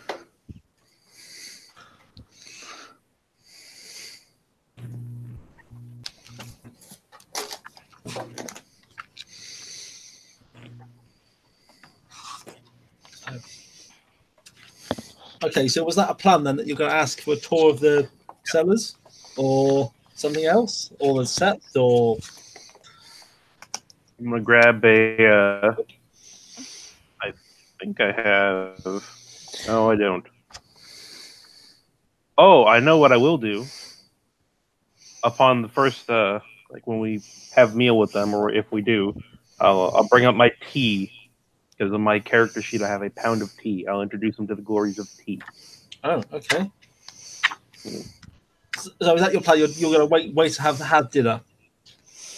Oh, well then when we have snack or something, I don't know. Well, there will be dinner in, shall we say, a couple hours. So it's the ball's with you. What do you want to do? Okay, well, why don't we investigate the place? Maester, do you sketch or paint? I can more or less sketch, but mostly technical drawings. That's 100% acceptable. Then you'll come with us, and I will say, for the purposes of lying, that I would like some. I do find their castle very beautiful, and I would like you to accompany us so you can put some sketches and I can look at it when we're back at our home. Also, I want to have technical drawings of their defenses. Fair. Yep. Gets out sketchbook and you're coming with us. Box of pencils or bag of pencils and a knife to sharpen pencils. It might be a little blatant if you literally stand around with a sketchbook drawing it in front of people. No, I mean that seems like that could be construed as like, no, this is not a lie. I would like sketches or pictures of this place. I do find it charming. It's when I start getting out the ruler, the sextant, the protractor. That's a bit much, but you know. This isn't a schematic. This is art. Yeah, it's art. Do you do art? Yeah. The fact that it involves the noted down best angles for attack and strategic weaknesses in no way it detracts from its artistic value. Don't do that. Yeah, write that separately. Right. Draw a pretty picture, Uncle. Yep. Come with us and draw pretty pictures. Okay, so you're spending a couple hours before dinner. Wandering around the lay of the land around the keep. Okay, fine. Okay, yeah. And like if we can get onto the high towers and the ramparts, drawing images of what the surrounding terrain looks like. That way we have more of an excuse that it's a landscape. There's at least one tower, which I mean, there are people around. You're not alone, but equally you're not being followed. Yeah, you can certainly go up to at least one tower, have a good look round. Again, you can see the sea in the distance. You can also see from the tower there's a much more recent standalone tower which has been built over by the sea. I love sea pictures. Which is a separate entity to this castle, but is it what you would like? So it's probably on these lands. You'd have to check, but yeah, probably is.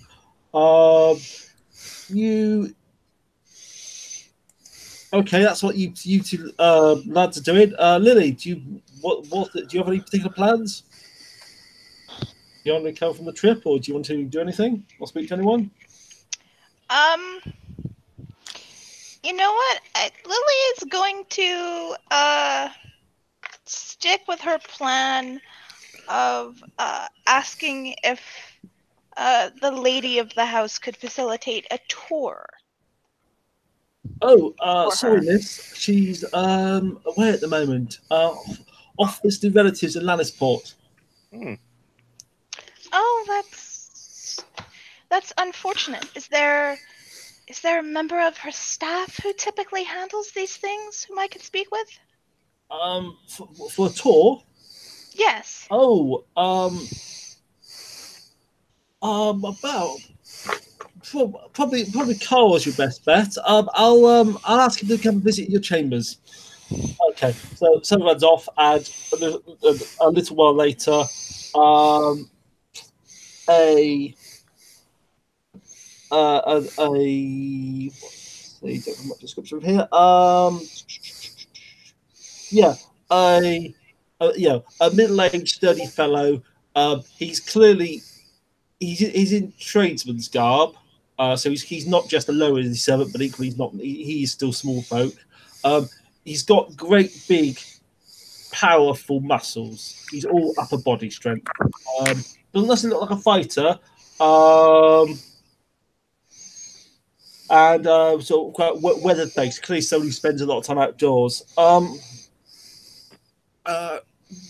Good afternoon, milady. I'm Carl Kays, the stonemason here. I'm told you were asking for a tour. Yes, is that a problem for you? Oh, not at all. I'll be happy to show you around. Anywhere in particular you'd like to visit?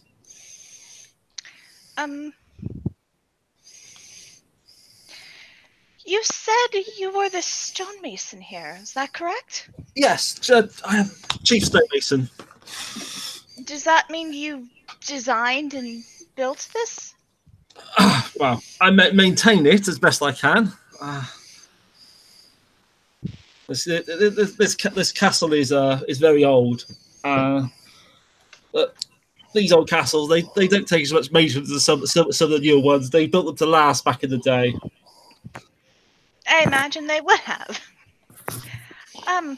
Well, in that case... Will you be wanting to visit the Sept, my lady? I would like to visit the Sept, yes. Perhaps we should start there.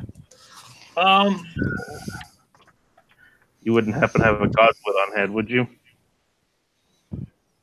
A what, sorry? A godswood? No, I don't think they do. Okay, let me just turn to relevant details. Don't prepare. I assume if they have a sept, they don't have a weirwood tree. So, I'm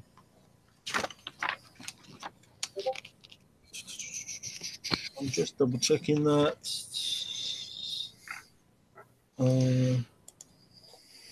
Oh, sorry, how I got confused.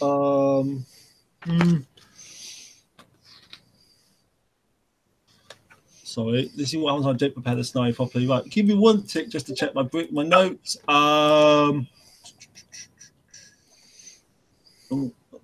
right. I may have got my houses mixed up. Oh no, I haven't. Okay. So it gives you a talk. It talks about the castle. You'll get a sense he's a little bit nerdy about the stonework, but he's also very proud. Obviously, being chief stonemason is a high honor, and this is splendid castle. It does the good repair, as he's happy to tell you. So here we are. The Great Sept on the Heath, it's called. This dates back to.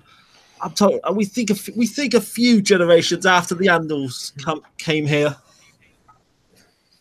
Probably one of the oldest septs in the land.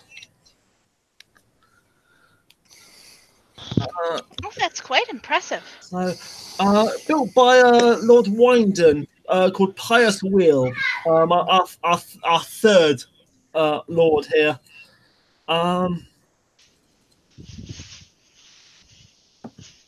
Do you know what kind of stone it's made of by chance?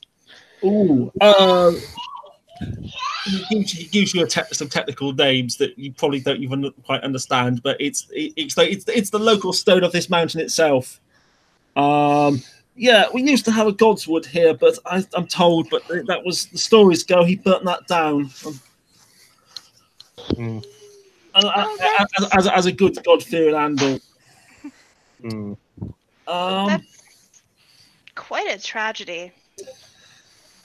Yeah, I mean, I understand, but Godswoods can be quite beautiful. Now, you'll notice that this step looks a bit odd. You know, steps are often they're seven-sided, and there's a statue of each to depict each of the seven gods. Of course, the theologians will tell you there are actually only one god who is with seven faces. What strikes you as quite odd, though, there's a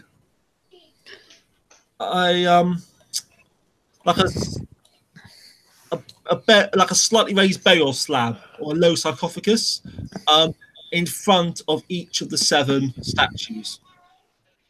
That's not normal or common, or in fact, you can't think of another set like that. I mean, it's normal to depict the gods with statues for each one. Dragon's Name famously has wooden statues, other statues often are stone. These ones are stone, but not to bury people inside the set. That's a bit odd. I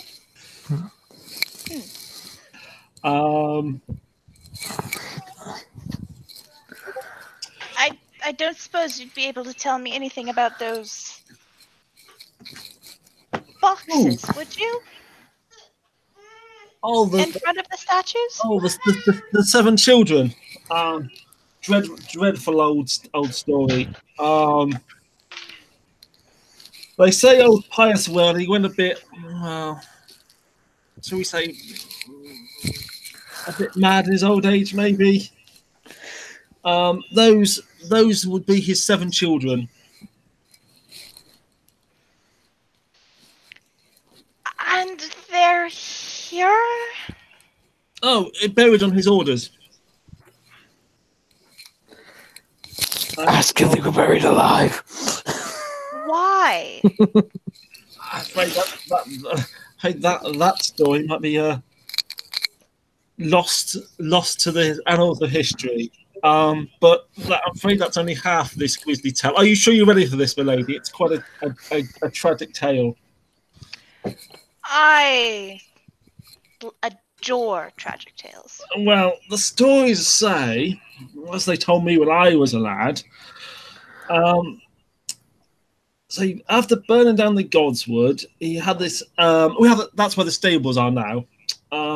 He had this great scepter raised of stone, crying from the very bowels of the mountain. When it was completed, they say he entombed his seven children, one below each altar, as acts of perhaps pious devotion to the seven. And his lady wife was, well, he walked over her. She was buried beneath the doorstep. And it said then, for some reason, he hung himself, and the ending his line.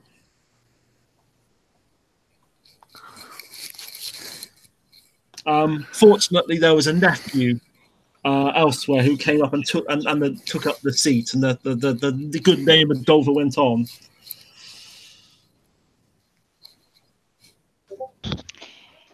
Yes, fortunately. So, I don't know. There are in some versions it was a curse from maybe the old gods or the children of the forest for burning down the weirwood. In others, some say he was overflowing with piety and did it all as an act of devotion to the seven. Couldn't it be both? I only know the stories they told me as a lad, so I can't really say. But best let the children.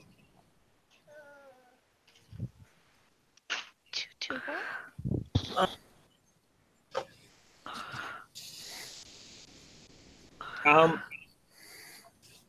So, I mean, when you first got here, the sept, you may have felt, well, it feels like an appropriate, this is a sacred space, this has got appropriate geometry, this feels like you're going into a church. It's got that ambience to it. Now that you've been told the grisly history, perhaps that ambience is a little tinted towards darker shades. Hey, it is what it is. I can't tell if it feels more or less pious now, but something has changed.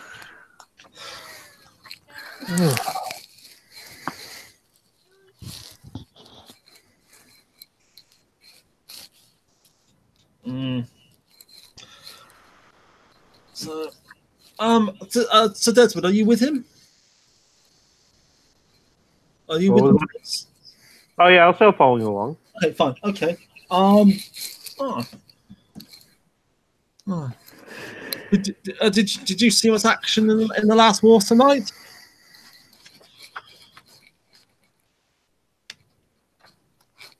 Oh, sorry, what was it again? Did you see much? Did you see action in the last war tonight? Oh yes. Kind of points to his limpy knee. Ooh. I got stabbed in the knee with a spear. I fought at the battle of the Trident. You're not. He's about to ask something and then stops himself. Well, he reassures him. Ask away. I am your guest, and if it's too far, I'll tell you you've gone too far, but I won't be mad. Wow. I'm merely curious which side you were on. Oh, I fought along. I mean, I didn't fight alongside him, but I fought alongside the current king.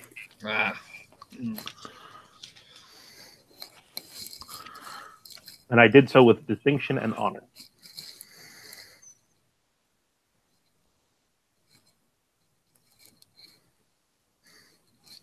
In the war, fortunately. So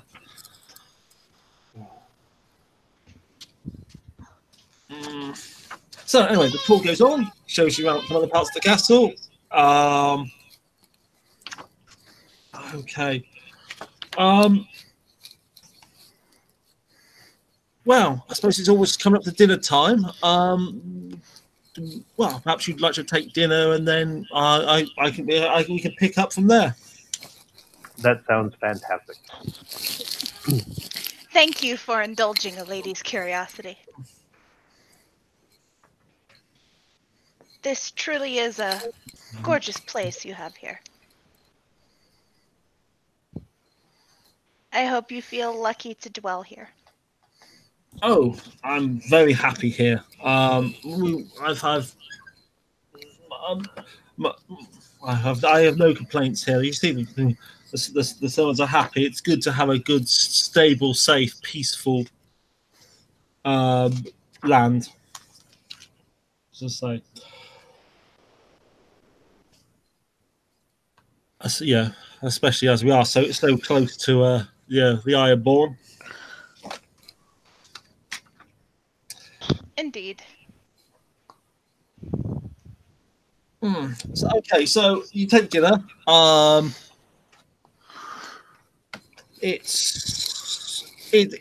the fare is perfectly respectable for your standing.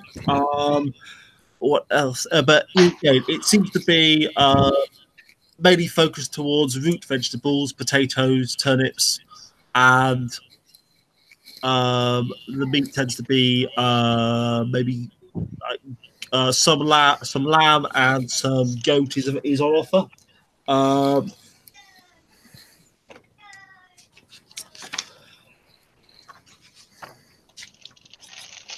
Yeah, this pleases me. So it's not the expense. It's not venison or other like high-end meats from forest game. If anything, if you try the goats, it's actually it's tough and chewy. Okay, and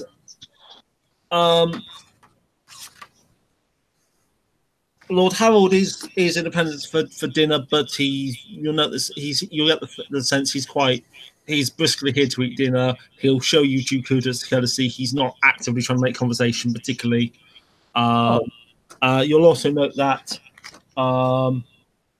various of the household that some of you may have heard about are not here. The lady of the house is not at dinner, as are a number of other people. I'm just thinking who else might be here. The young children some of you have heard about are not here. Okay, and about after dinner, the stonemason Carl will be happy to continue the tour. Were you wanting to visit the cellars? Oh, yes, I believe so. Yes, I believe my uncle had wanted to see them. Yes, I personally, again, mostly due to my my time in the war, I kind of like a quiet, dark place now, just someplace to, So I like looking at other people's cellars. A little strange, I know, but. Well, no, it's a common request here, given the reputation. There's a popular saying among the small folk of our lands that under Deepon Hall you'll find two of everything. Two murders? Let's hope not. He looks shocked. As he says, he goes, "You said two of everything, but again, I'm assuming not. I'm just having a little bit of a jape at your expense. My apologies." Right.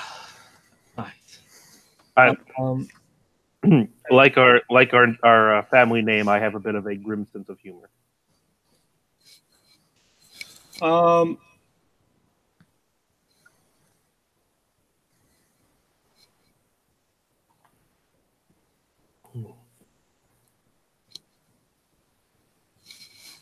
So yeah, he'll happily show you around. And the tunnels you'll get, these are like dug into the very mountain itself. There's room and cavern after cavern. It was very easy to lose your way down here. It's the only light sources are what you're carrying. But crammed in, there's sacks, there's barrels, there's other storage equipment. At a glance, you'll see, hang on, there's a huge, great barrel here with a candlelight. It's a barrel of old nails. Next room. What's here? It's literally a big chest full of boots. You keep going. It looks like we'll have food, and there's some great, massive storeroom that's been full of turnips. You'll get the sense that you're not seeing anything which, in and of itself, is of high value. No, but trade goods. But the sheer quantity of what you're seeing is immense. I actually do have to say these would be great trade partners. This is a bit more than two of everything. Yeah, I hope that we'd find at least more than two boots. He'll say, I am, as far as with everything I've seen with your place, thoroughly impressed.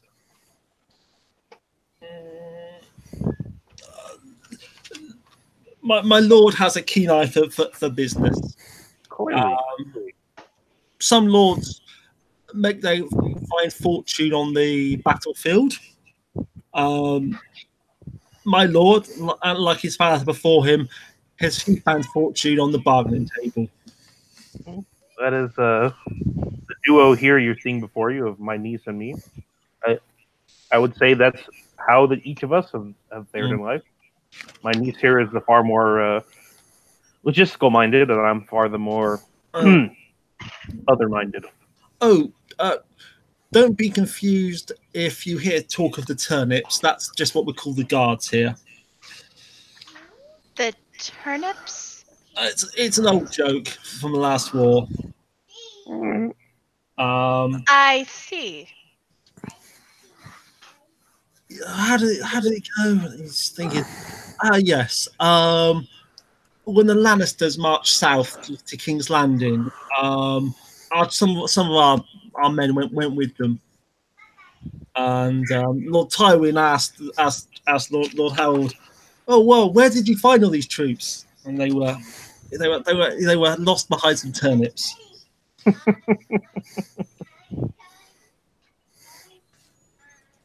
Lost behind turnips, indeed.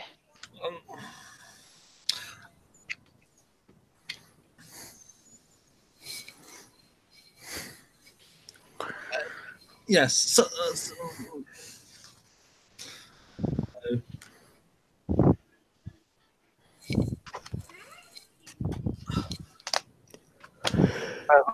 have you ever thought about turning these turnips, maybe because if they're just sitting here, you ever thought about fermenting them, or as they do with sugar in the East, taking a step further, distilling it? Oh yeah, we haven't yet come across the beer store. Yes, no, we are well supplied in that. Turnip ale. I'm simply saying that if you have so many turnips, you could easily turn this, what I would call this a mountain of copper into a mountain of maybe silver. That's just my thought, my 2 cents. As an old soldier, I do love my drink, so it's something I know a bit about. Okay, do you want to make some kind of perception spotty type roll, whatever that is? I am suspicious of that pile of turnips, but I don't know what will be into this system. Awareness, notice, speciality. I have awareness. All of you can roll.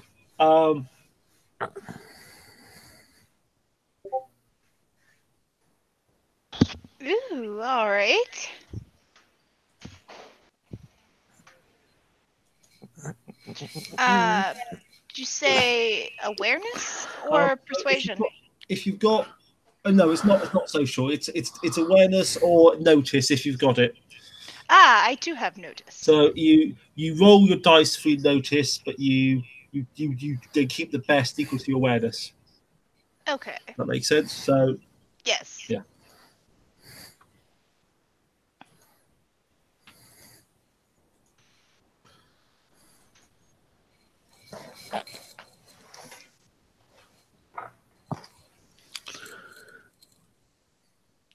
So I have 3 in it, so it says 3d10.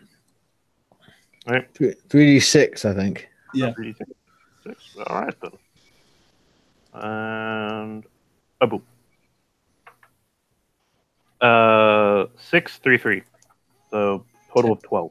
Oh, 12. Okay. We have 12. We have Anthony on 10, and I'm waiting for Lily to roll something. I haven't rolled because I wasn't sure if I was there. Okay. No, those are just some test rolls for various things. Yeah, no, I'm happy for you to be there. You could have obviously met up at dinner after dinner. Okie dokie. Yep. In that case, give me a moment. What roll was this? It is notice or awareness. Awareness. Okay.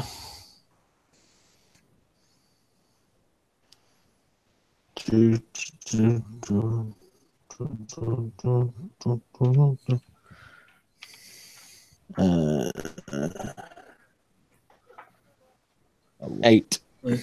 Okay.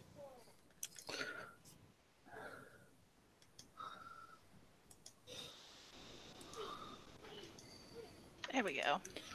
Though my intrigue defense is higher, though I don't know how that applies.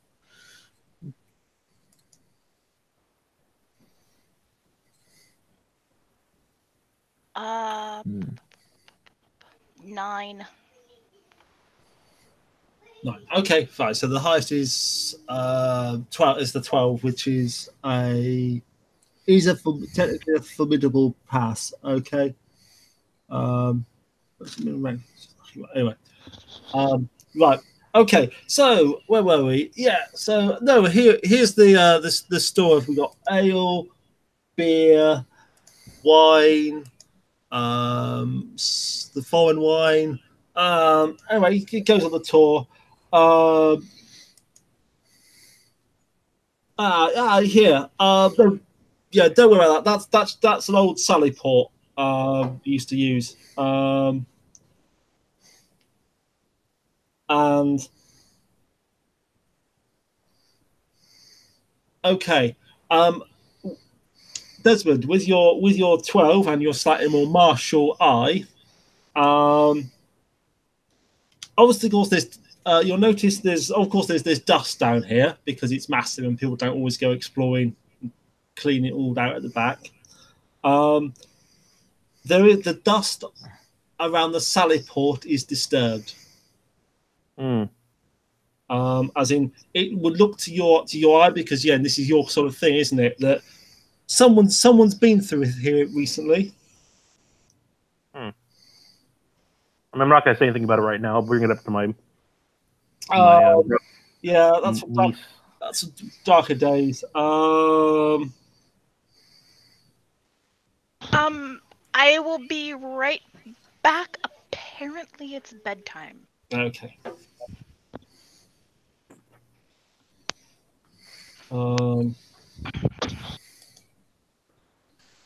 Okay, so here we are. Yeah, I heard the gossip that you were interested in bows or arrows, perhaps. Yeah, here we are, and he'll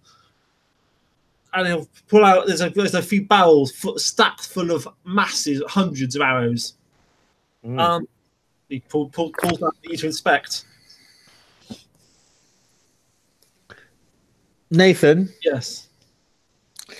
I as an older gentleman, it makes a certain degree of sense for me to be lagging behind a little. Yes. He's been mindful not to lose anyone in the darkness because that would be quite bad. Yeah.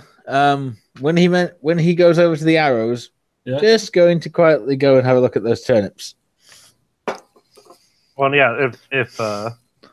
If this is a thing we've done before in the past, as far as like he daughters off, I'll be like, oh, really? And I'll really take out an arrow and like really like make a show of like, this is a Yeah, you do a sneak roll.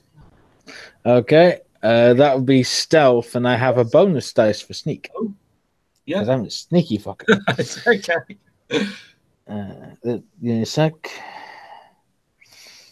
Like, this a goose feather?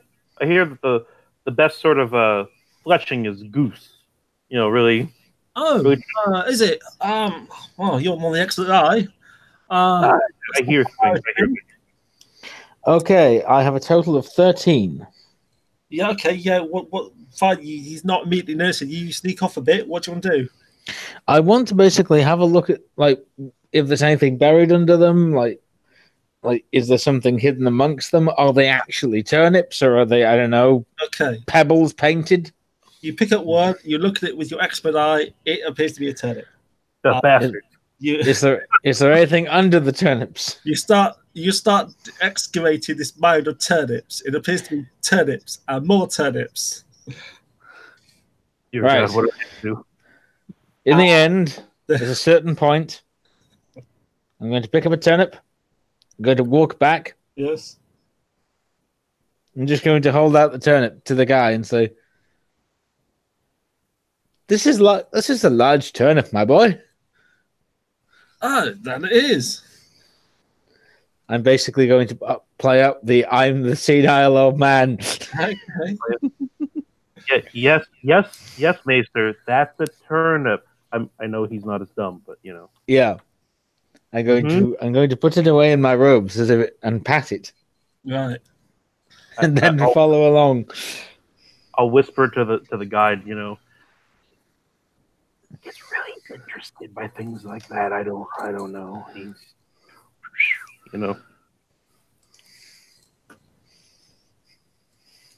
Yes, it's a very nice turnip, Maester. Yes.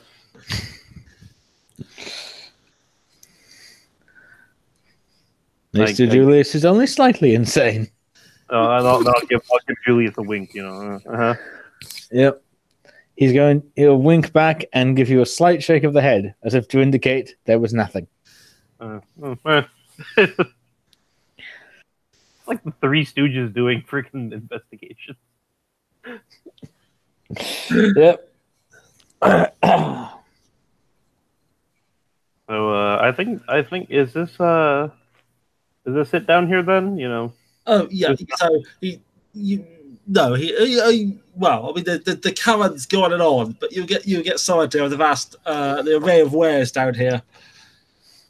Yes, and as I said, so next time we end up having to form a brigade or a fleet to help put down any more ironborn raids, we'll definitely be contacting you. Oh, I'm sure. Oh well, Lord, I'm sure Lord Harold is always happy to do business. Of course. No man with this many turnips is not happy to do business. Okay.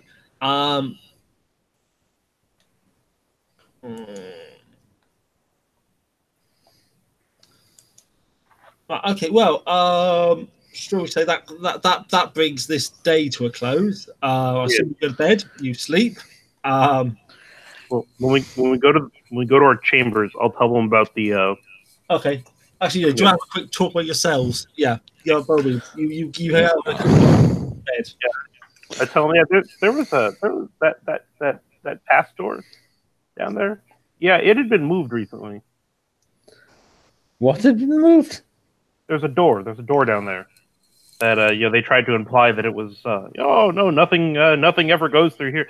Yeah, as somebody who deals with smugglers and bandits aplenty, that guy was. Well, we had two things for dinner. We had that tough to eat lamb and some pork pies. That's all I'm saying.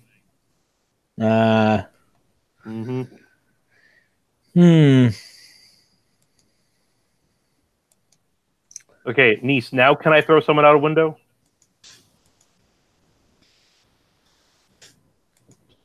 Oh, she's still gone. Or yeah, I think so. Yeah. In that, Nathan. Yes. Going to call a servant. Yes. I would like a small rug and a box of nails and a hammer. What the fuck? No questions, boy. Fetch them. I'll start shivving the servant out like a cantankerous old man. No questions. Fetch them now. Be swift. A rug, a box of nails, and a hammer. Hammer. To reiterate, God's teeth, man. What?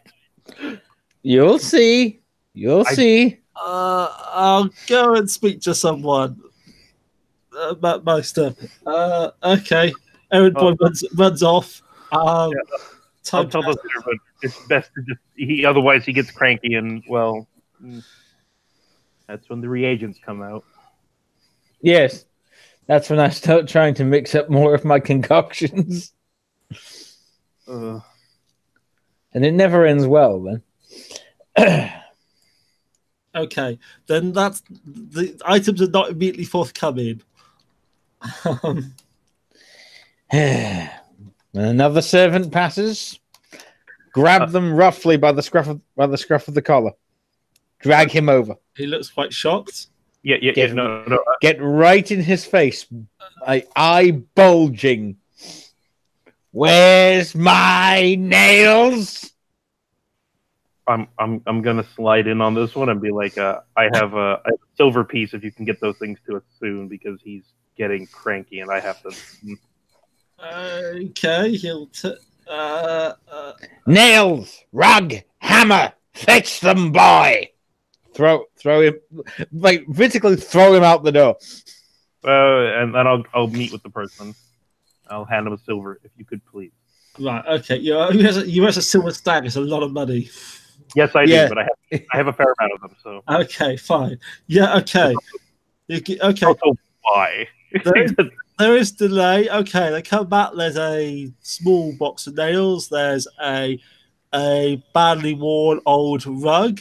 And what was the other thing you wanted? A hammer. Yeah, there's an adequate hammer. Right. I'm going to thank the servant, go inside, and start putting the nails and actually like hammering them through the rug just in case. Yeah. And basically making what appears to be a rug of nails. Okay. And then laying it point side up just by the door. Okay. And then going over and putting a lot. It occurs to me with nails lately they might be considered a bit rude. Some people might be trying to sleep somewhere. Oh no, this is before the inside of the door. Yeah, okay, but yeah, it was okay, but fine. Yep. This is my brother here. Yep. And then I'm going to get a large length of string or thread or some because I'm assuming I carry this shit. Yeah, okay. It's basic stuff. And is there an openable window? Like a small window that can be opened? In your room, let's say there's an arrow slit. Okay. In that case, it's more difficult with an arrow slit. Yes. In that case, I'm going to take one of the nails, take the hammer, and I assume it's going to take a fair bit of effort, but affix one nail into the wall above and one into the floor, and put the length of string tight against where the arrow is, so it would be so a person would have to push their way through it. Right. And then I'm going to do that with several more lengths of string. Okay, so you're booby trapping the door to your room. And the window. And the arrow slit. Okay. Yes. Yeah. I'm making sure that any fucker who comes in this room is at least going to have to struggle. Okay, fine. You booby trap your room. Okay. And then the hammer goes on the nightstand. Right, okay. Well, I think we bought those, so those aren't just it's yours. Happy name day, brother. I got you a hammer. Thank you. And an old rug that you ruined and some nails. Yes. I think our niece would not be happy with the expenses. It was out of my own pocket. It's fine. Again, it was a gift. Yay. All right. Mark that on your character sheet. Yes. Hammer, nails, old rug. All right. Okay. Okay. The night you go to bed. The night passes, uneventfully.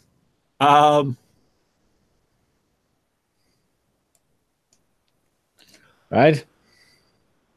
I'm assuming you're going to rise next morning and have breakfast. Yes, after moving the nail rug out of the way. Okay. That way the servants can come in and out without getting a foot full of nails. I'm then going. Okay. Then we can go out for breakfast. Sitting down for a relatively discreet word in a big hall, closely for breakfast, is when this works, someone that you'll recognise, by their garb as a septon. Ah.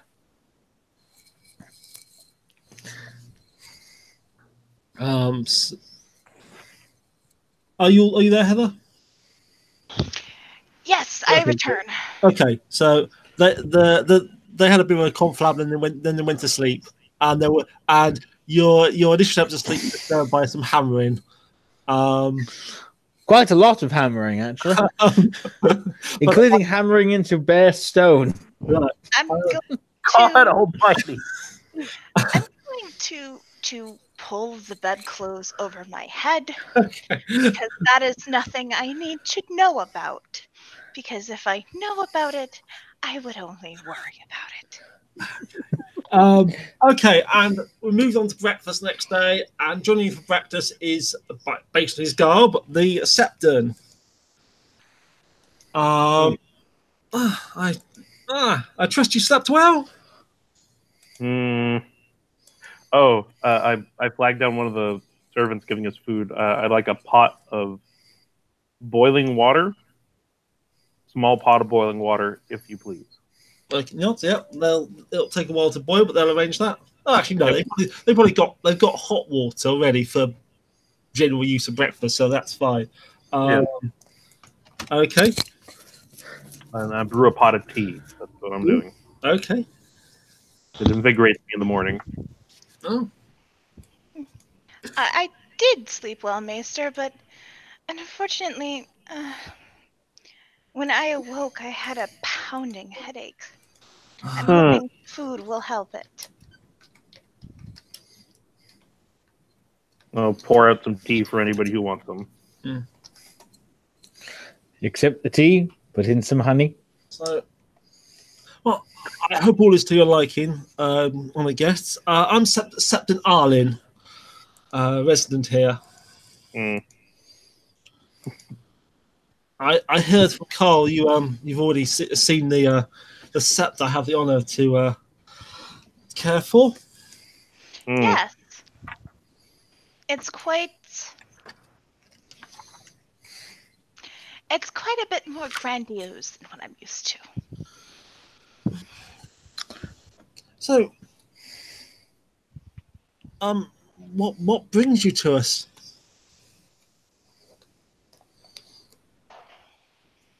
Invitation, I thought. Yes, I believe my brother was invited to discuss matters of trade.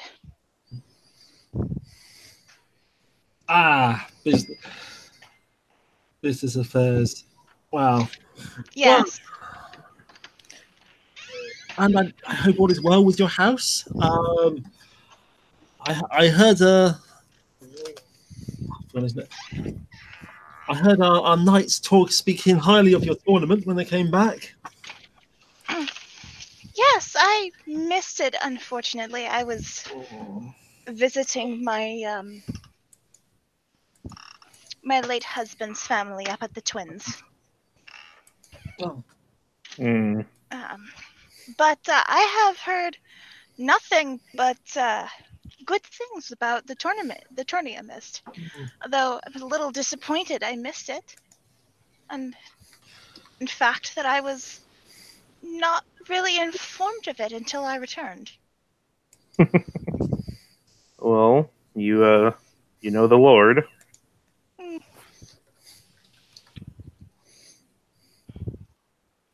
His niece has cousins who would have enjoyed seeing it.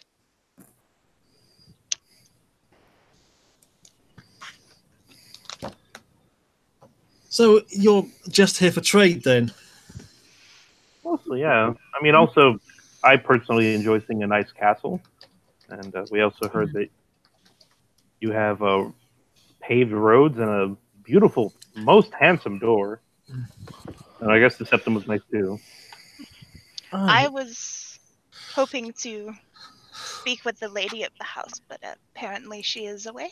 Yes, such a shame you missed her. Yeah, she's away with the young children as well. But as you say, visiting the other side of the family.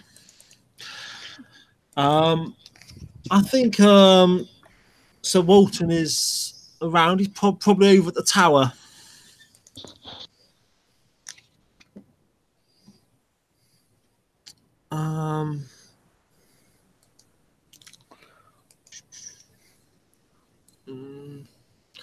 Okay, you get the sense of interacting with this fellow that he's got a ready grin. He's not striking you as a stern priest. He's clearly a amicable, friendly, slightly jolly fellow. Not a simpleton, but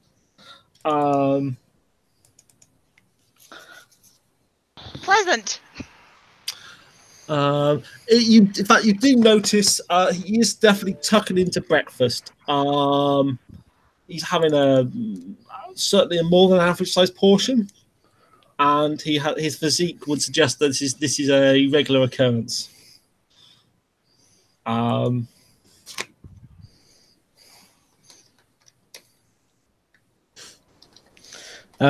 Nathan, Yes. is there anywhere in like the Faith of the Seven, like a "Thou shalt not be gluttonous" rule? I mean, I most don't. religions need some kind of moderation. It's not a big thing. I mean, I'm happy. I don't know off the top of my head. I have to say it's probably like it's not a core teaching. It's probably a general thing in there somewhere. But I mean, you know, fat priests are certainly a stereotype that exists. I'm just thinking. I was basically just thinking of having the maester just like mutter it. You're welcome to mutter it if you want to. Well, I was going to quote if there was actually a thing, but if there isn't, I'm happy to say you can quote some obscure passage about it. Right, so time to embarrass the priest. Okay. A good one, Meister. He just and I would say that it is good to accept the bounty of the seven. Hmm.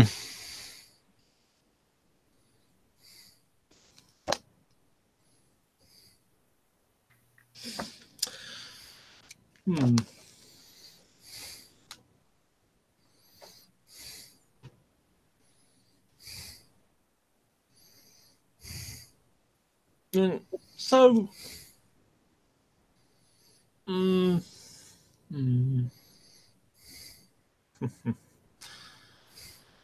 well, will you be planning to stay with us long?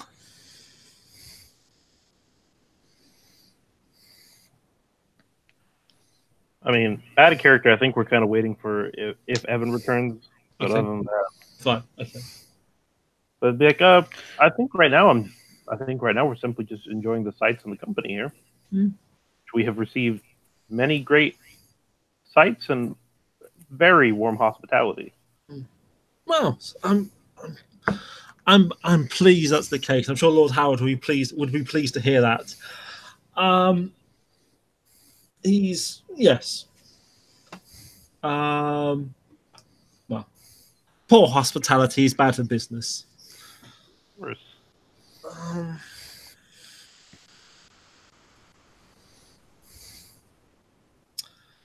So, did you meet Lord Sir?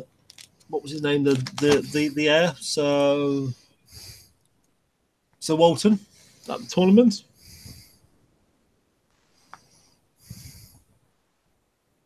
I actually don't remember. I think we did. Yeah. So yeah, I believe so.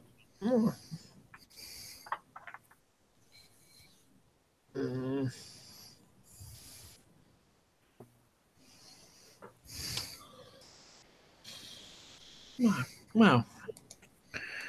Well, it's been pleasant to meet you all, and it's good to get to know why you're here. Do feel free to come find me if you need any help, anything that I could be of assistance with. And he goes back to focusing on his food.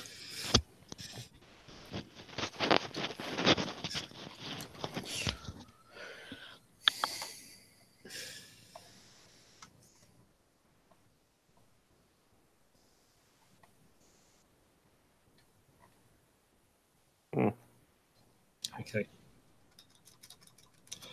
Right. So out of character, what we know is they have something in their basement that they use for something. Yes. We should at some point get a good look at that. If at least 3 of us are stealthy, then we could at least maybe sneak into the area and check it out. But other than that, I think our business here will be concluded shortly. Probably. All right. Okay.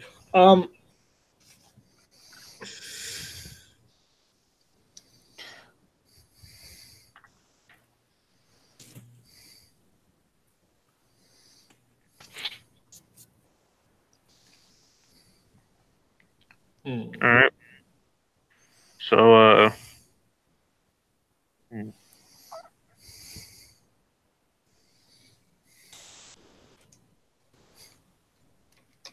So, you'll gather the plan for today. Lord Dolvo is going to meet with you, probably, should we say, immediately after lunch, or you being represented, some of you, or however many, to have the more serious negotiations of what you want to sell, what you want to buy, work the numbers, and so on and so on. Yeah.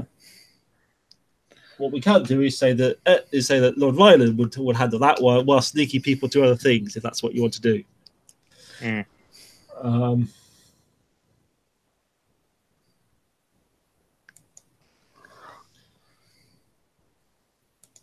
I know it's been a while. Do you need a reminder of story so far? Probably. Okay. Let's have a quick bit of a flashback scene. So this all started when you got visited by Edmure Tully, the heir to Riverrun, who spoke to you of this conflict, explained the wider geopolitical ramifications if it escalates, and asked you to investigate and report back, and if possible, defuse it. Okay. You initially planned to visit the Dolvers, then you decided to host a tournament instead. You at the tournament you met with the young lord of the Tullisons, who explained and he provided what some would call evidence. It's up to you whether you want to count as evidence. He claimed that his lands are played by mountain clans similar to those in the east, and that someone had been arming the mountain clans with iron weapons, and he'd traced the maker's mark to a market town, and he followed the trail back, and those weapons have been sold to the Dolvers. So he blames them for arming the mountain clans against him. Okay. And explained he had sent various letters and demands and so on and so on. I wonder what was going on, and not got proper replies. You also met with Sir Walton in the tavern, who stood out because he looks like a Lannister, blatantly. And he talked to you, and I think you were there, Desmond was Ryland, and explained that he didn't seem particularly up for war.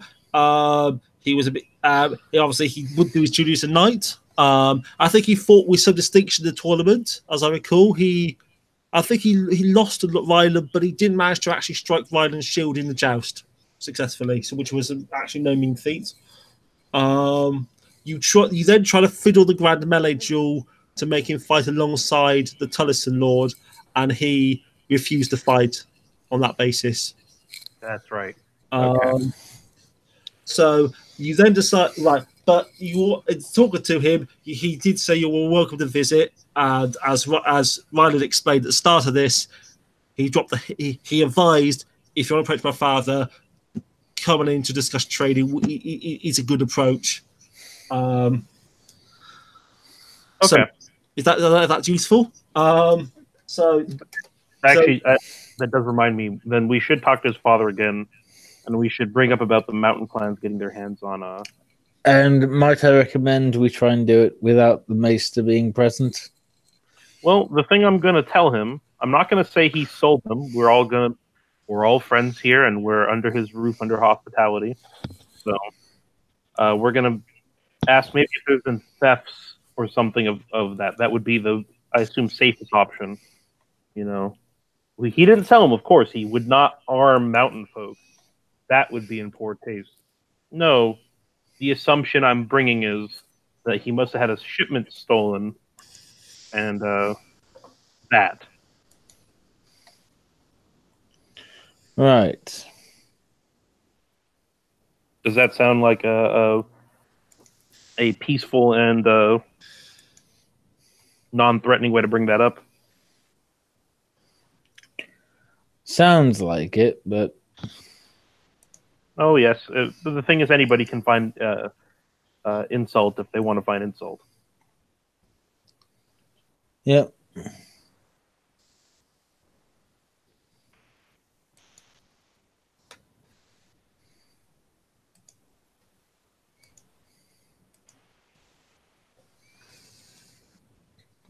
Okay, so you want to arrange to meet with Lord Harold at some point? Is that it? Or Yes. okay, well, we could say you could do the you could have that meeting after lunch with him then. Okay. On an OC note, do you want to carry on now, or shall we stop for the day? If it's not back. Yeah, I think probably best to stop for the day. Okay. I like all of that one. Okay, well, I say we've got far more than the plan was. I was prepared for the day, so that's great. Looks like okay, great. Well, thank you, Pleasant Player. Thank you, watchers, for watching. This has been another long episode of the Saga of House Grimm. And I don't have a witty line to sign off on, but never mind.